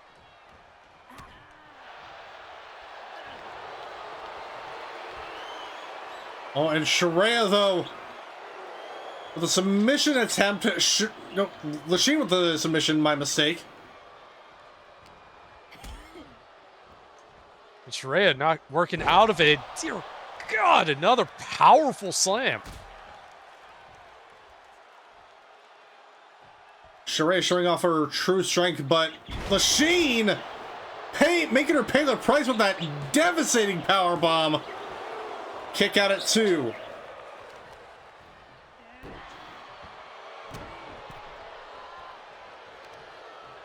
I mean, Shuria overcoming most of the size differences, but there's still just a small handful you cannot overcome, no matter how much fight you have. Absolutely not. Butler, though, once again, Asmo just continuously catching him with that lariat with the cover now. Kick out at 1. Butler may be getting a little too cocky for his own good here. But then again, could also be trying to get into Asmo's head. Right, possibly. I mean, It's just hard to say something like that when you're in the ring with the guy that took out our champion in the last episode. I mean, absolutely, but Bastion has gone up against big, tough foes before, and he knows, oof, getting slammed face first, that sometimes you got to make sure to wear them down first and foremost before you can capitalize.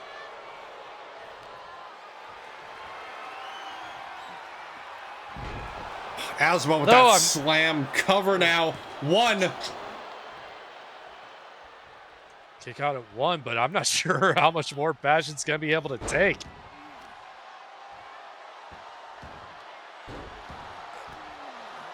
Slamming Asmo face down. And just smacking his head off the mat again and again and again.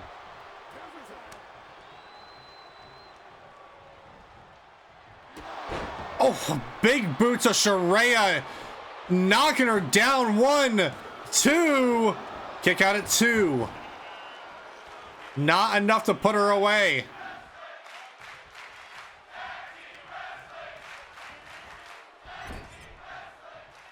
That could have been potentially the best chance to put this tiny ball of energy down.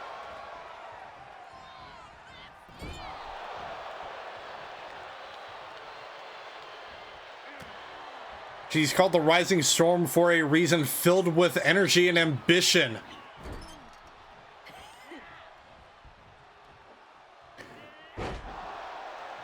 It's hard to put someone down with those types of motivations locked in. Shuria into the middle turnbuckle, over the double axe handle, but Lishene backing away.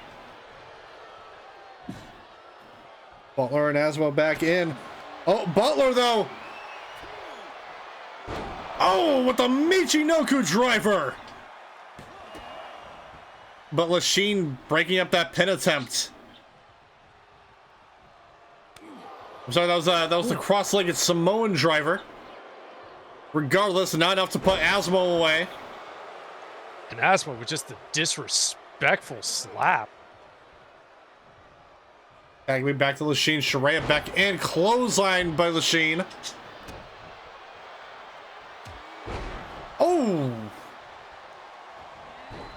Went for the drop kick. Lishene rolling out of the way. DDT to Shuria. Yeah, Shuria got some hang time going for that boot. Asmo continuously checking on Butler.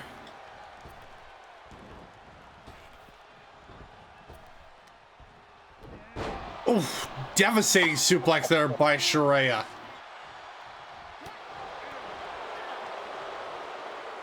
Using her larger competitor's speed to her advantage. Devastating. Just all that extra momentum. Devastating backbreaker though. Butler slowly recovering on the outside, rushing back to his corner.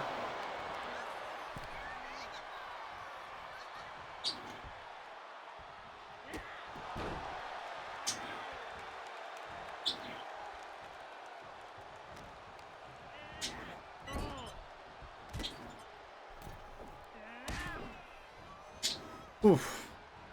And whoa! Whoa! Baseball sliding to the outside and just sweeping the legs.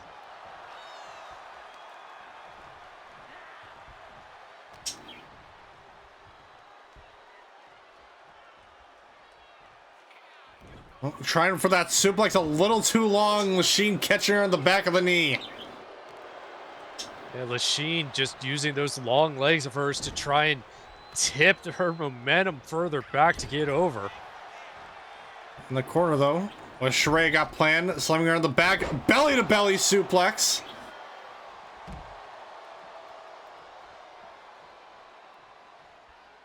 Now both competitors to the outside here. Shuria just taking her time coming around, maybe just trying to get some air.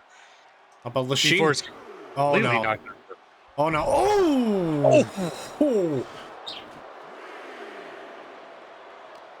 Powerbomb on the outside on that thin padding.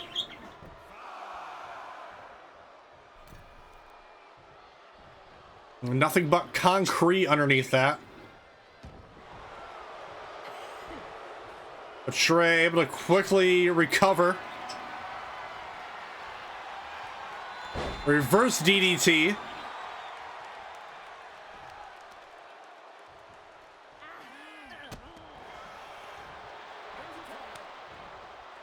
Hard boot to the ribs.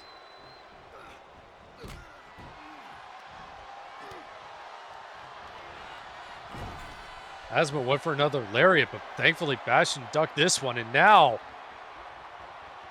out of the corner. Oh! 1, 2, kick out at 2.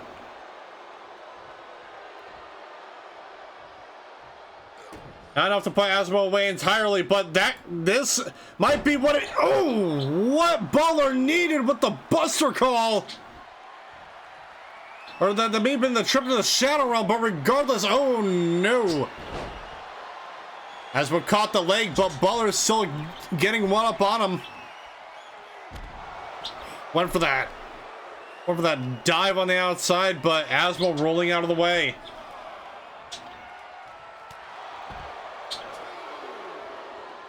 Asmo eyeballing the Spanish announce table, thought better of it.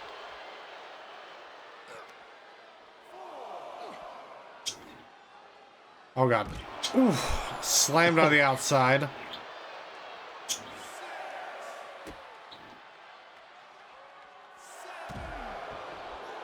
Thankfully missing the corner of said announce table. Yeah, thankfully.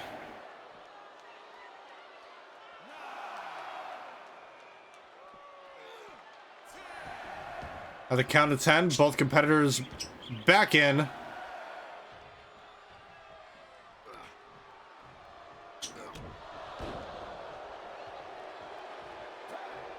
Tag made to Lishene.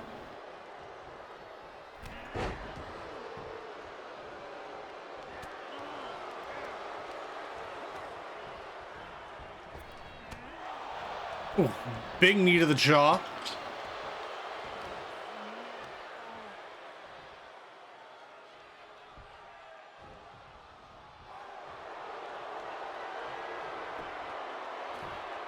Oh, Lishene locking in the stretch muffler onto Shuria. And Shuria's it's tapping out.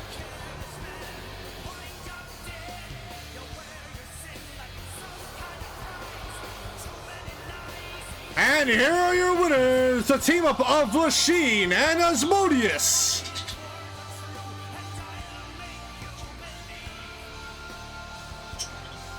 And Asmodeus once again with another victory.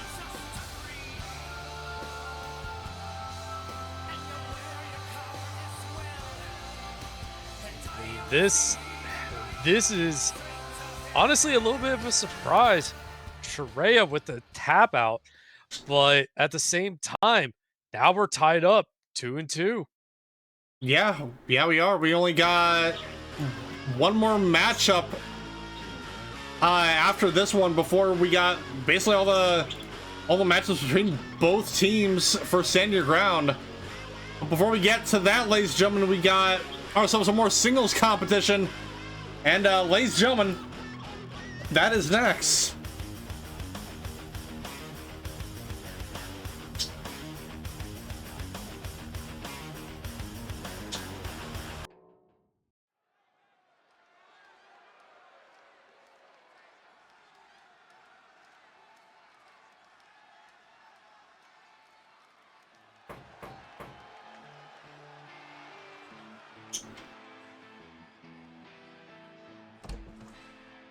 The following contest is a singles match scheduled for one fall. Introducing first,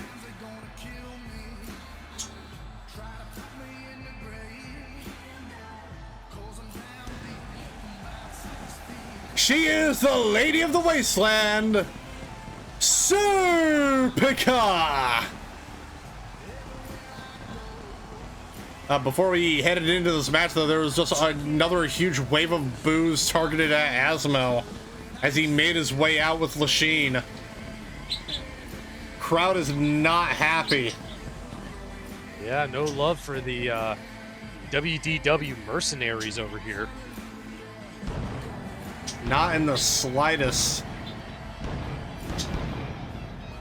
I mean, the crowd knows who the better promotion is. I mean, obviously. Yeah. I mean, it's a done deal.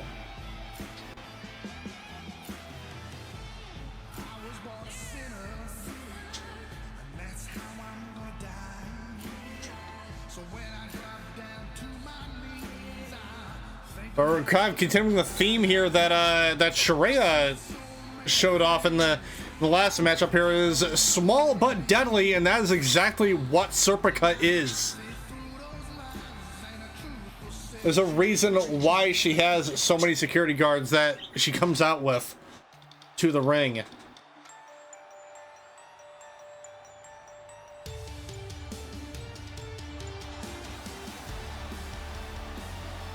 And introducing her opponent, being accompanied to the ring by Haruka Daisuke, she is the WPW Synthwave Champion, Morgan Reid. Well, also, speaking of tiny but deadly,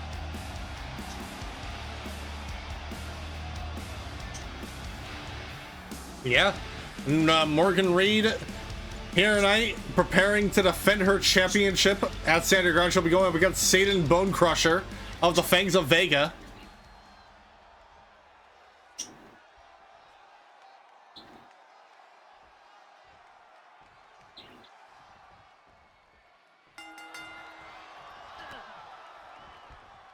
Haruka here to make sure that Morgan is good and ready to go. Over the dropkick with Serpica rolling out of the way.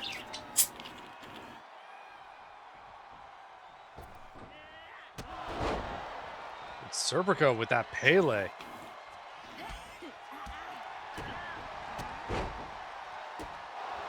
Ooh, kick to the jaw.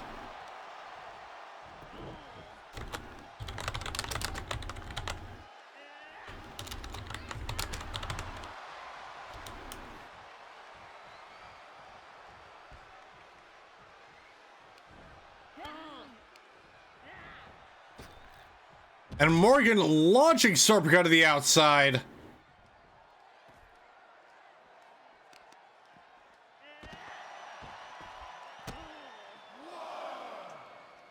Morgan, the champ, just taking it to Serpica. Oh, and now getting just absolutely thrown back in. Oh! Rolled back in with that drop kick to follow through.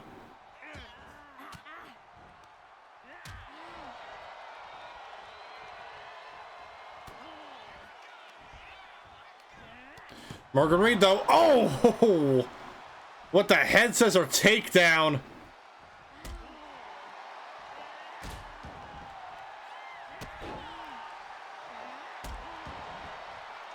Morgan with just repeated stomps on the chest area. Oh, and just a stiff one to the jaw.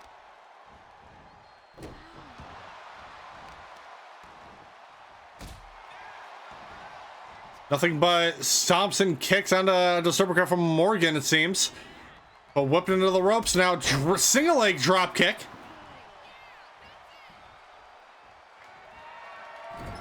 Oh, to the top rope. Oh. No, Serpica with the pin. But no, kick out before the count of one.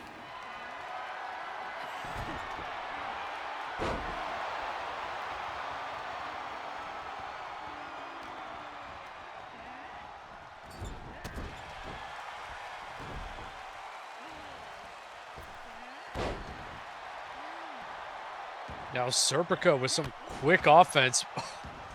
Maybe not quick enough, just catching the knees of Morgan.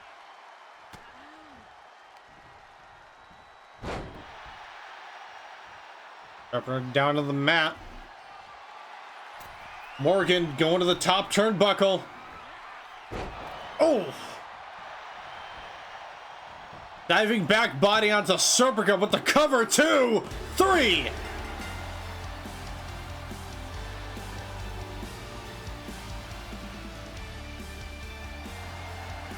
And here is your winner, Morgan Reid.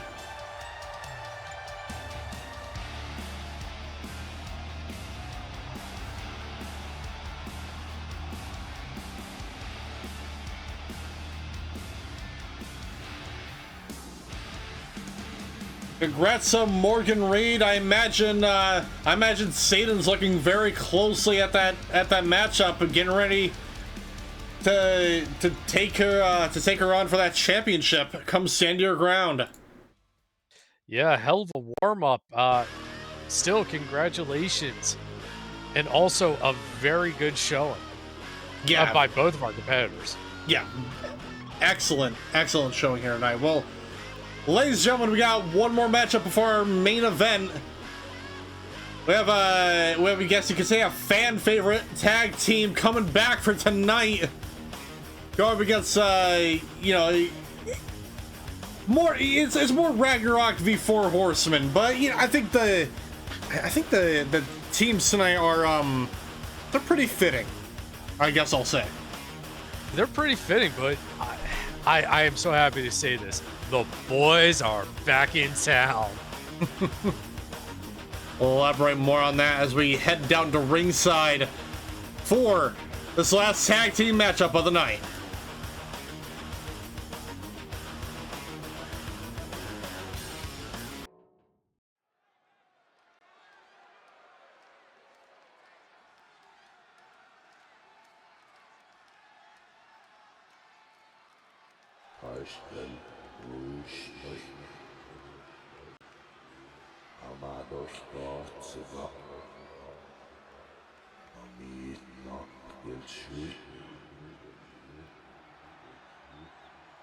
The following contest is a tag team match scheduled for one fall.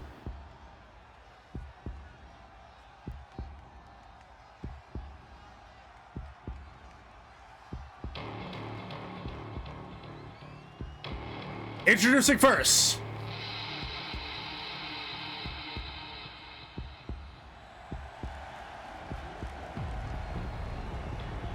representing Ragnarok, he is the demon, Jacob Storm.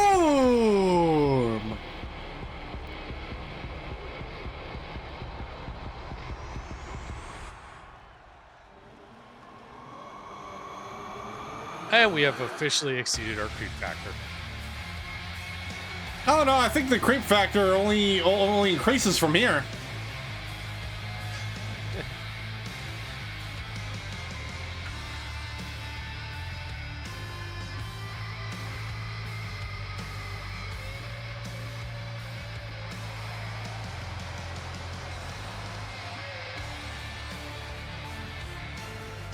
Here you have the man himself, the demon who pledged his allegiance to not just, a demon, but also Fenrir.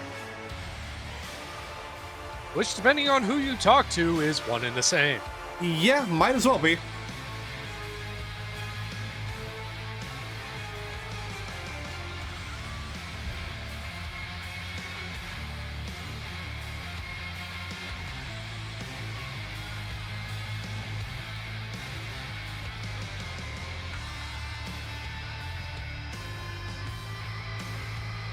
Formerly known as the Vault Hunter, Bubba Mayhem, no longer.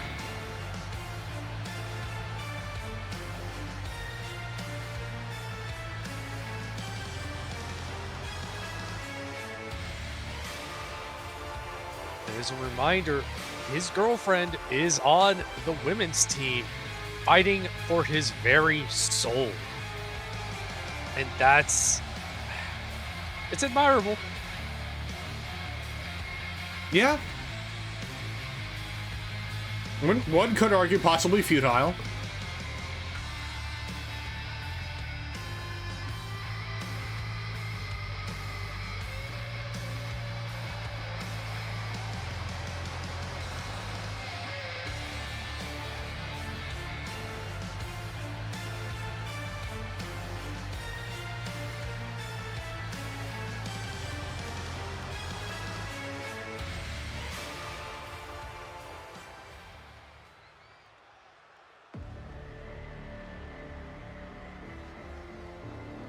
And introducing his tag team partner,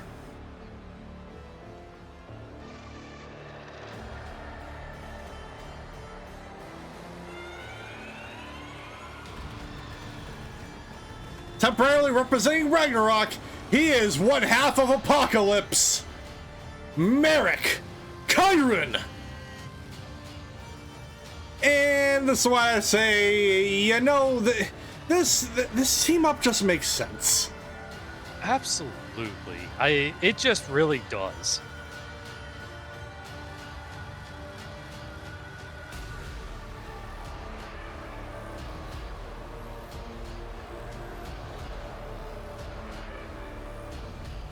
Like, I'm still Demon not... Ram and a Demon. You were saying? Oh, no, I was saying a Demon Ram and a Demon. Yeah. Or Devil. I don't exactly know what Marek is supposed to be. And introducing their opponents,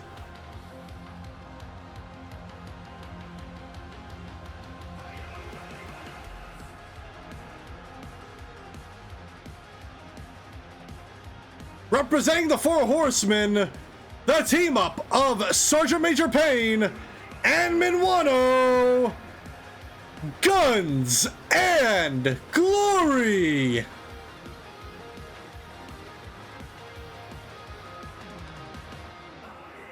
And here we have a tag team that we have not seen come out in quite some time since the formation of the Four Horsemen. Like I said, the boys are back in town.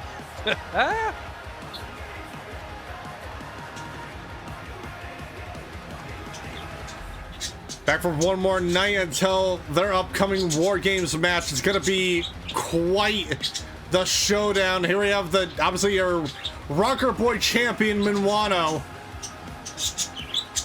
Unfortunately, coming in after that devastating loss to Asmo last episode. Hopefully we find some retribution and taking on and possibly taking out Asmo's partner, Marek.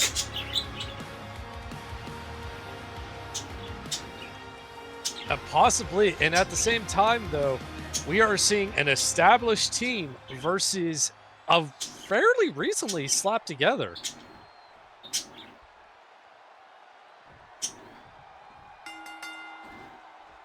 And, I guess this is Tornado Tag Team rules, ladies and gentlemen. Oh! And honestly, I don't think they would have it any other way. Absolutely not, but here we, have Guns and Glory kind of putting, odds in their favor almost immediately.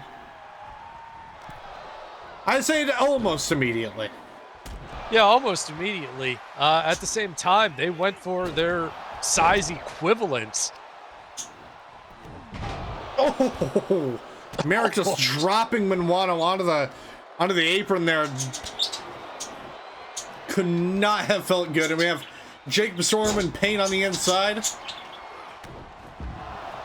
Oh, and Minwano just absolutely shoving Marek.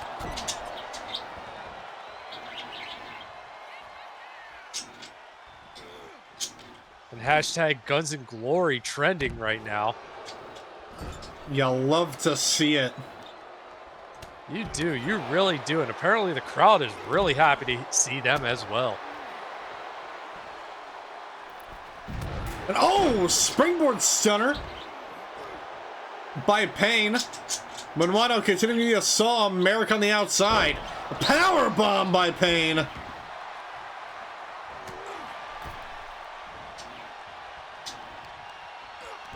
And now the quick swap off.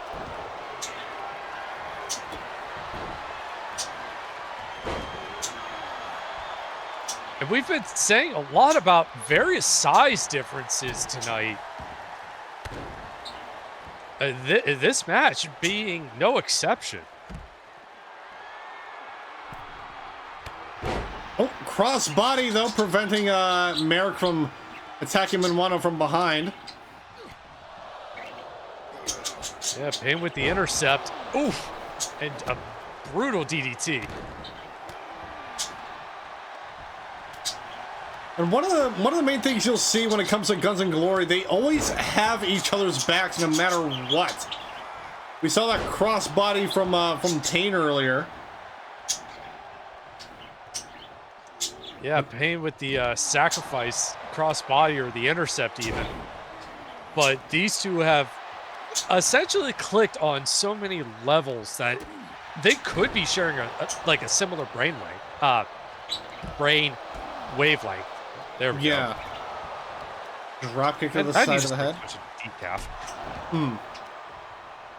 I don't drink coffee.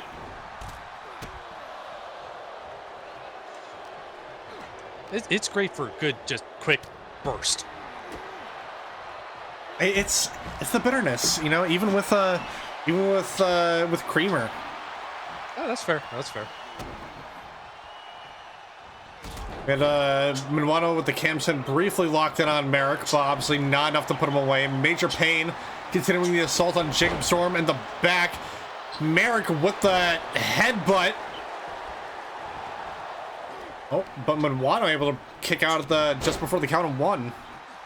Yeah, and you saw Pain hurrying up and just absolutely darting. Ooh, 50 cal. The cover once again. 1, 2. Kick out at 2. But yeah, you saw as soon as Minuano got covered, Pain dropped everything he was doing. Wolf totem. Crossbody. Oh, Jacob Storm butting into the referee a little bit.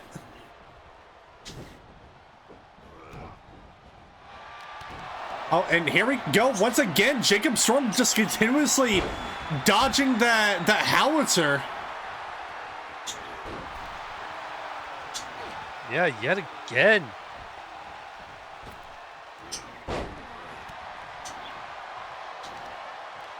And while biting this time, going after Jacob Storm a bit there. Pain back up to his feet. Went for the clothesline.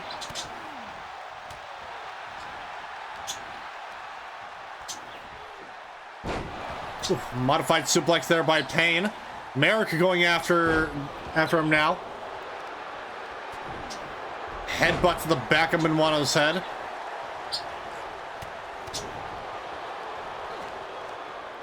Marek just clubbing blow on Pain. Now Pain trying to fight out.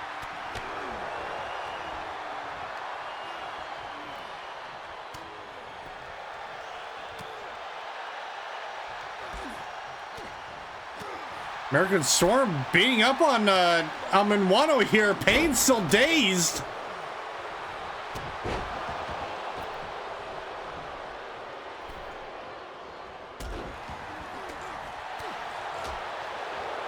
Pain trying to help his buddy out, but Marek just catching him right there in the ring. Pain trying to fight back valiantly, 2-on-1 right now, giving his partner some time to breathe. Oh, leg drop there on the back of Marek.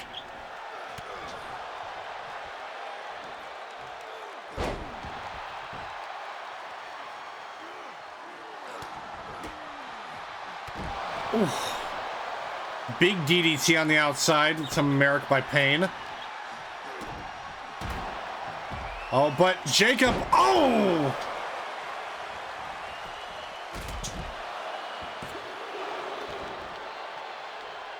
Pain got intercepted on the outside there by the looks of it. Minuano thankfully kicking out at 2.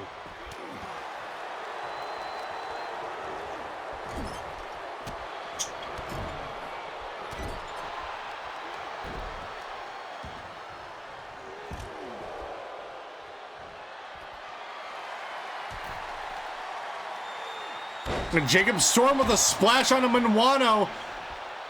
Pain and Marek still on the outside.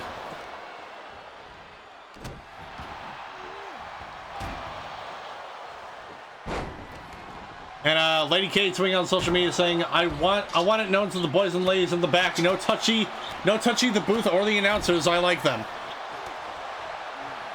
You see, you can always count on Lady K to have our backs, you know? Exactly. You tell him, Lady K. And trying to recover on the outside. Storm and Marek just continuing their assault on Minuano. But again, Payne and Minwano, two guys who just don't know the meaning of quit. These guys have constantly just slugged it out to the very end.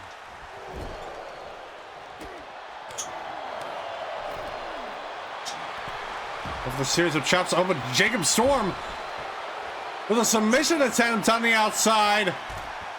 But Minwano able to escape. And a 50 cal and a howitzer! And a howitzer to the big man, too! Poetry in motion as Payne gets that pin!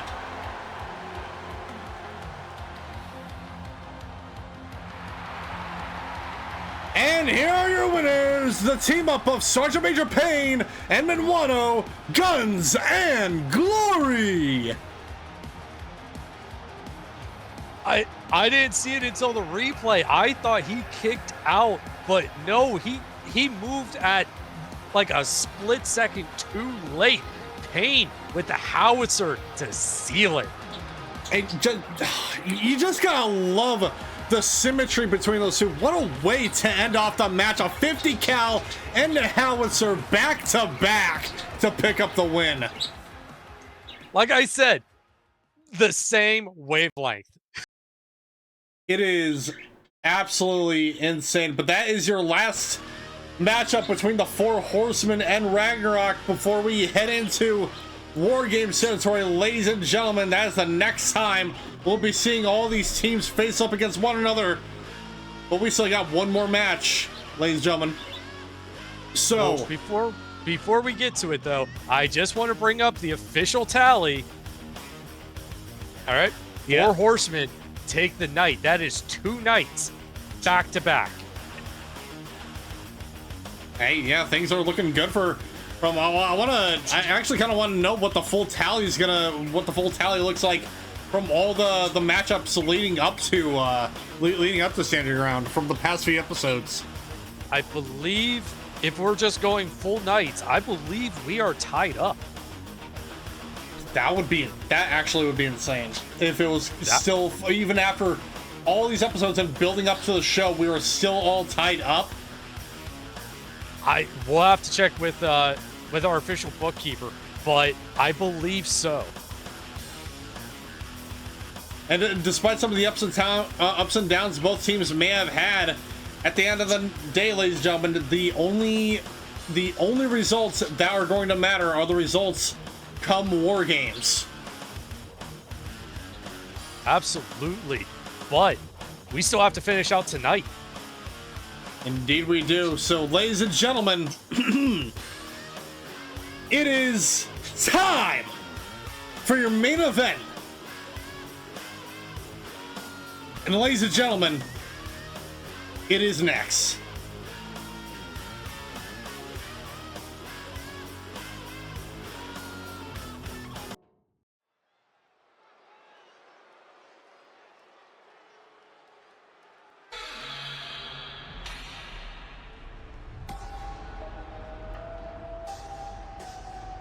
The following contest is a singles match scheduled for one fall and is your main event.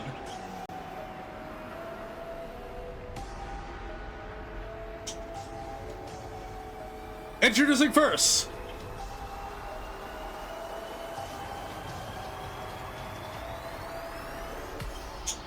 wrestling out of Tokyo, Japan, he is the Oni Kanshudo Oka.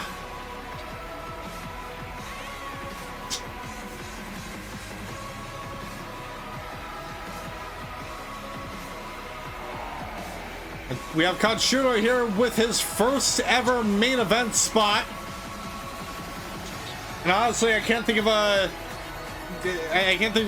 anything more fitting for Oka, given the short burst of adrenaline he has gotten during his tenure here in WPW.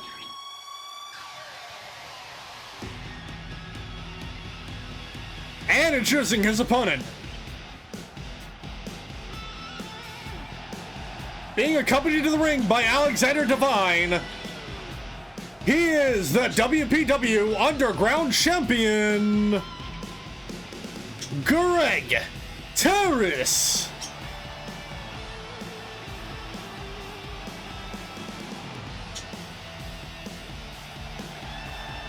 And as I was saying earlier, and I think we've even said it earlier in the night, I can't honestly think of a better thing for Oka. He has more than proven his worthiness of a main event spot here in WPW. I mean, I cannot stress this enough. He won his debut match in a showcase. I mean, absolutely. He has had a meteoric rise to main event. Excuse me. And yeah, like you said, winning his debut match as a showcase, he more than deserves a main event match of this caliber nonetheless against a champion. Yeah, and you know, I think it's safe to say that I think Greg's even I think it's safe to say Greg's hyped up for this match too. Looking to see what the rookie has got on him. Absolutely.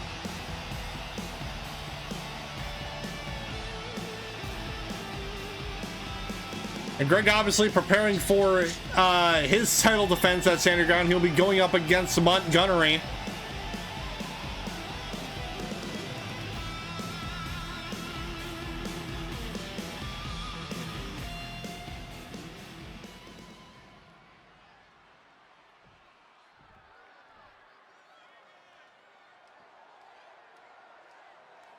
Here tonight with our with a now retired former member of the WPW roster with Alexander Devine. Even though he had a short tenure here in WPW, he is still well respected by the fans and the locker room. And we have immediately an ankle lock onto Oka. Oka breaking out of it. Greg, a very technical wrestler. Oka, I'm still trying to get a handle on what his style is.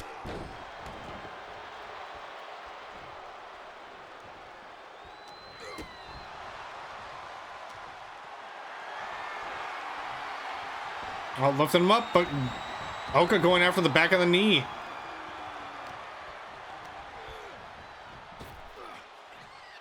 Oh, what a scoop slam there by Greg.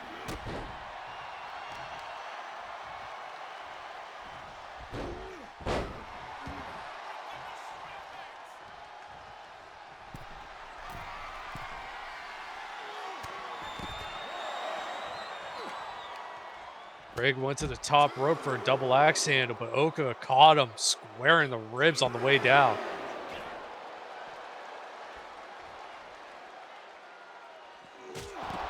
Oh my goodness, busting Kanshudo open.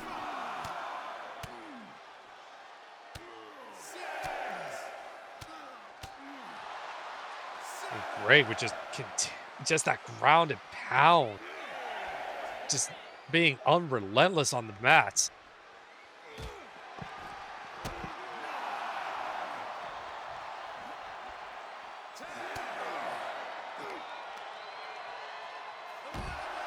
We're at the count of 11. Both these competitors still fighting on the outside.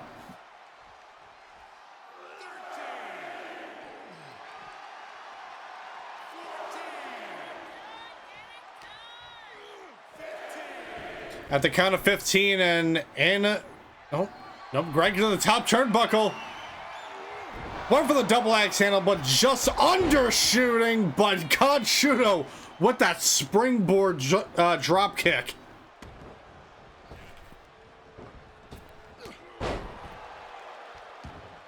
Oka showing off some of his speed and prowess and just catching Greg with that back elbow.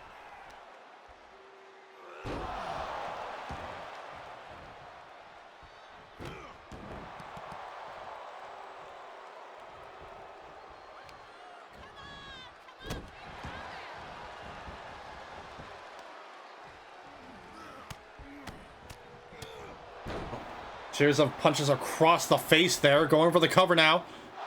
But a kick out before the count of 1.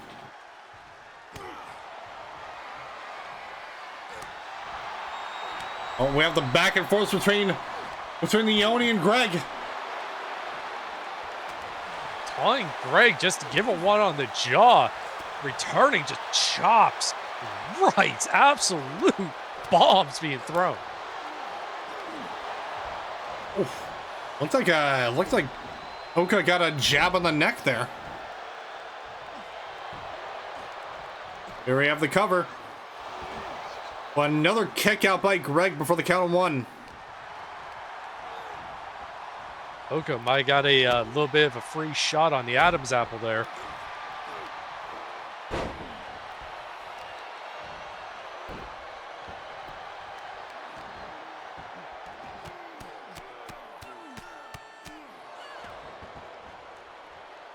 Just pounding the side of Greg's head.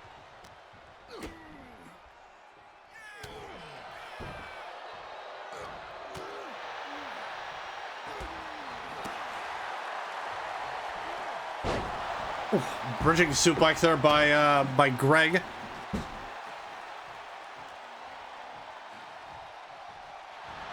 Debating on what to do next, but a little too long as Oka gets the swoop of the leg. Cover again. 1, 2. Kick out at 2.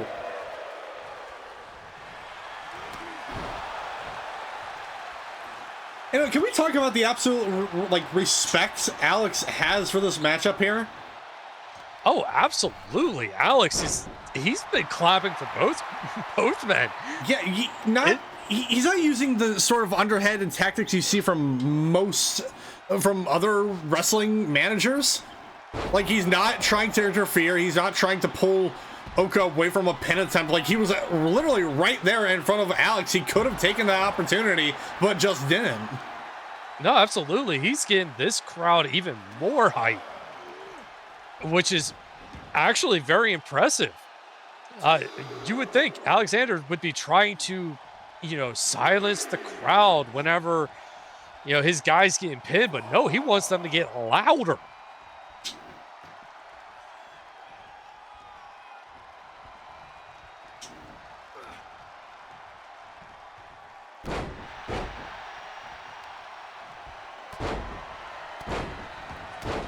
A series of elbows to the knee.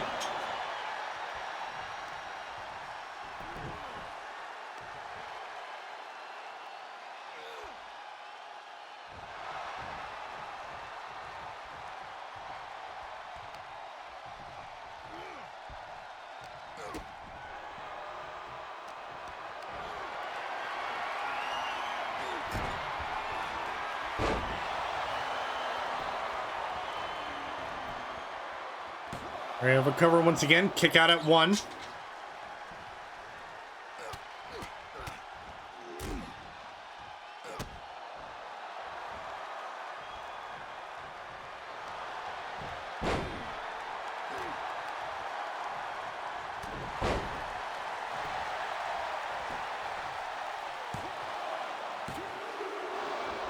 Oh, but a kick out at 2. Oka's still hanging in there. Greg throwing everything but the kitchen sink at this rookie.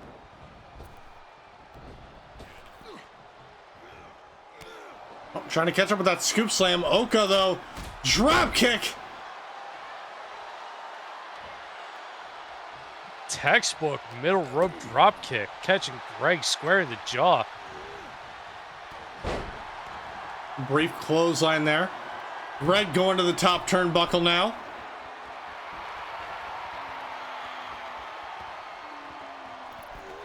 And a diving forearm.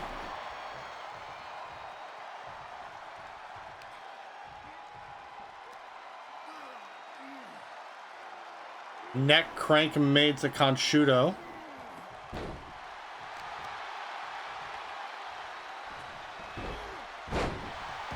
Was launching the Oni over. Looks like he could be doing it again. Ooh, right into the buckles.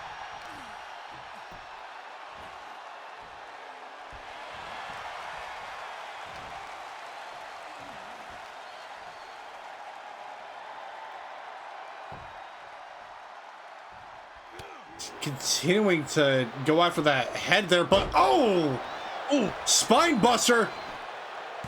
Cover made, 2, kick out at 2.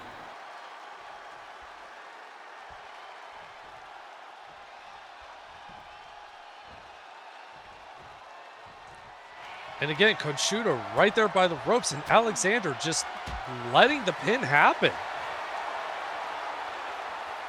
And oh, inherent danger. 1, 2, no. Actually, that was natural conclusion, but still not enough to put Kanshudo away.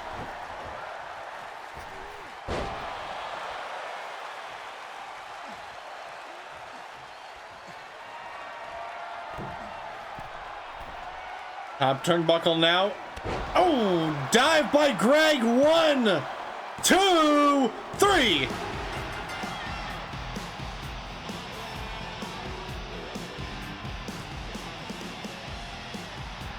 And here is your winner, Greg Terrace.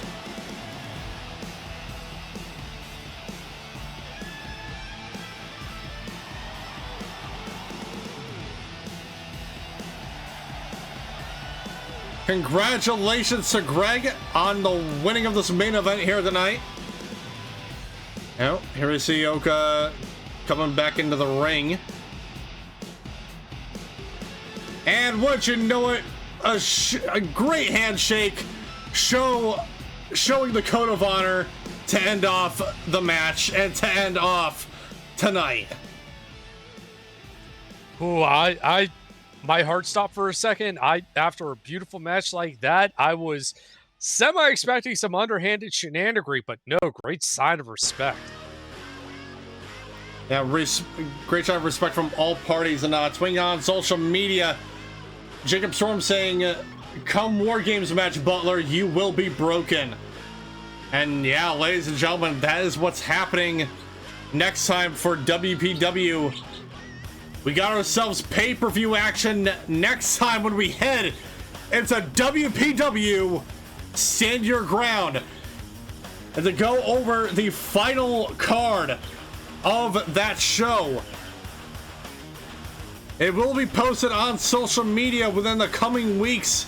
But ladies and gentlemen, to go down what will be happening at Stand Your Ground, you have the Fangs of Vega featuring Hitafi and Luther going up against Ifrit and Titan of the Primals. Then we have the women's teams for both the Ragnarok and the Four Horsemen going up against the first War Games matchup of the night. Then after that, you have Satan Bone Crusher taking on Morgan Reid for the WPW Synthwave Championship. And then your middle of the show, you have Anaj, Avendash, and Arctic Mantis facing each other in a Falls Count Anywhere Iron Man match. So whoever has the most falls by the end of that matchup is the winner by the end of the countdown. After that, you have Montgomery taking on Greg Terrace for the WPW Underground Championship. And then your main event is the men's teams for both Ragnarok and the Four Horsemen in your main event in the War Games match for all the marbles. If you want to run down to the teams for the women's side of Ragnarok, you have Hel, Ivy, Lishene, and Moranna. And for the Four Horsewomen, you have Marisol, Alma, Valen, Shuria, and Atiena Ekwensi. And for the men's side of things, for Ragnarok, you have Fenrir, Jacob Storm, Asmo, and Marek. And then for the Four Horsemen, you have Beowulf, Sergeant Major Payne, Minwano, and Bastion Butler. It is going to be a stacked card, ladies and gentlemen. It's going to be a very exciting pay-per-view. Happening only in just a few weeks' time, May 17th, on this very channel.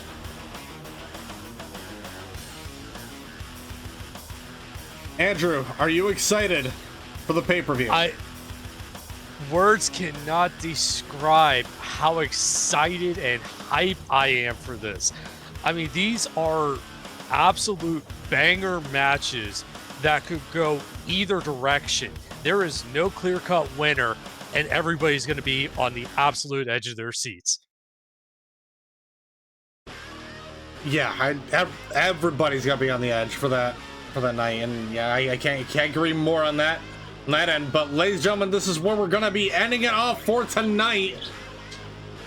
So with that being said, I have been your host, the Killjoy JTB. This has been my broadcast partner, Andrew Jensen, and we'll catch you guys next time at Stand Your Ground. Have a good night, everyone, and see ya.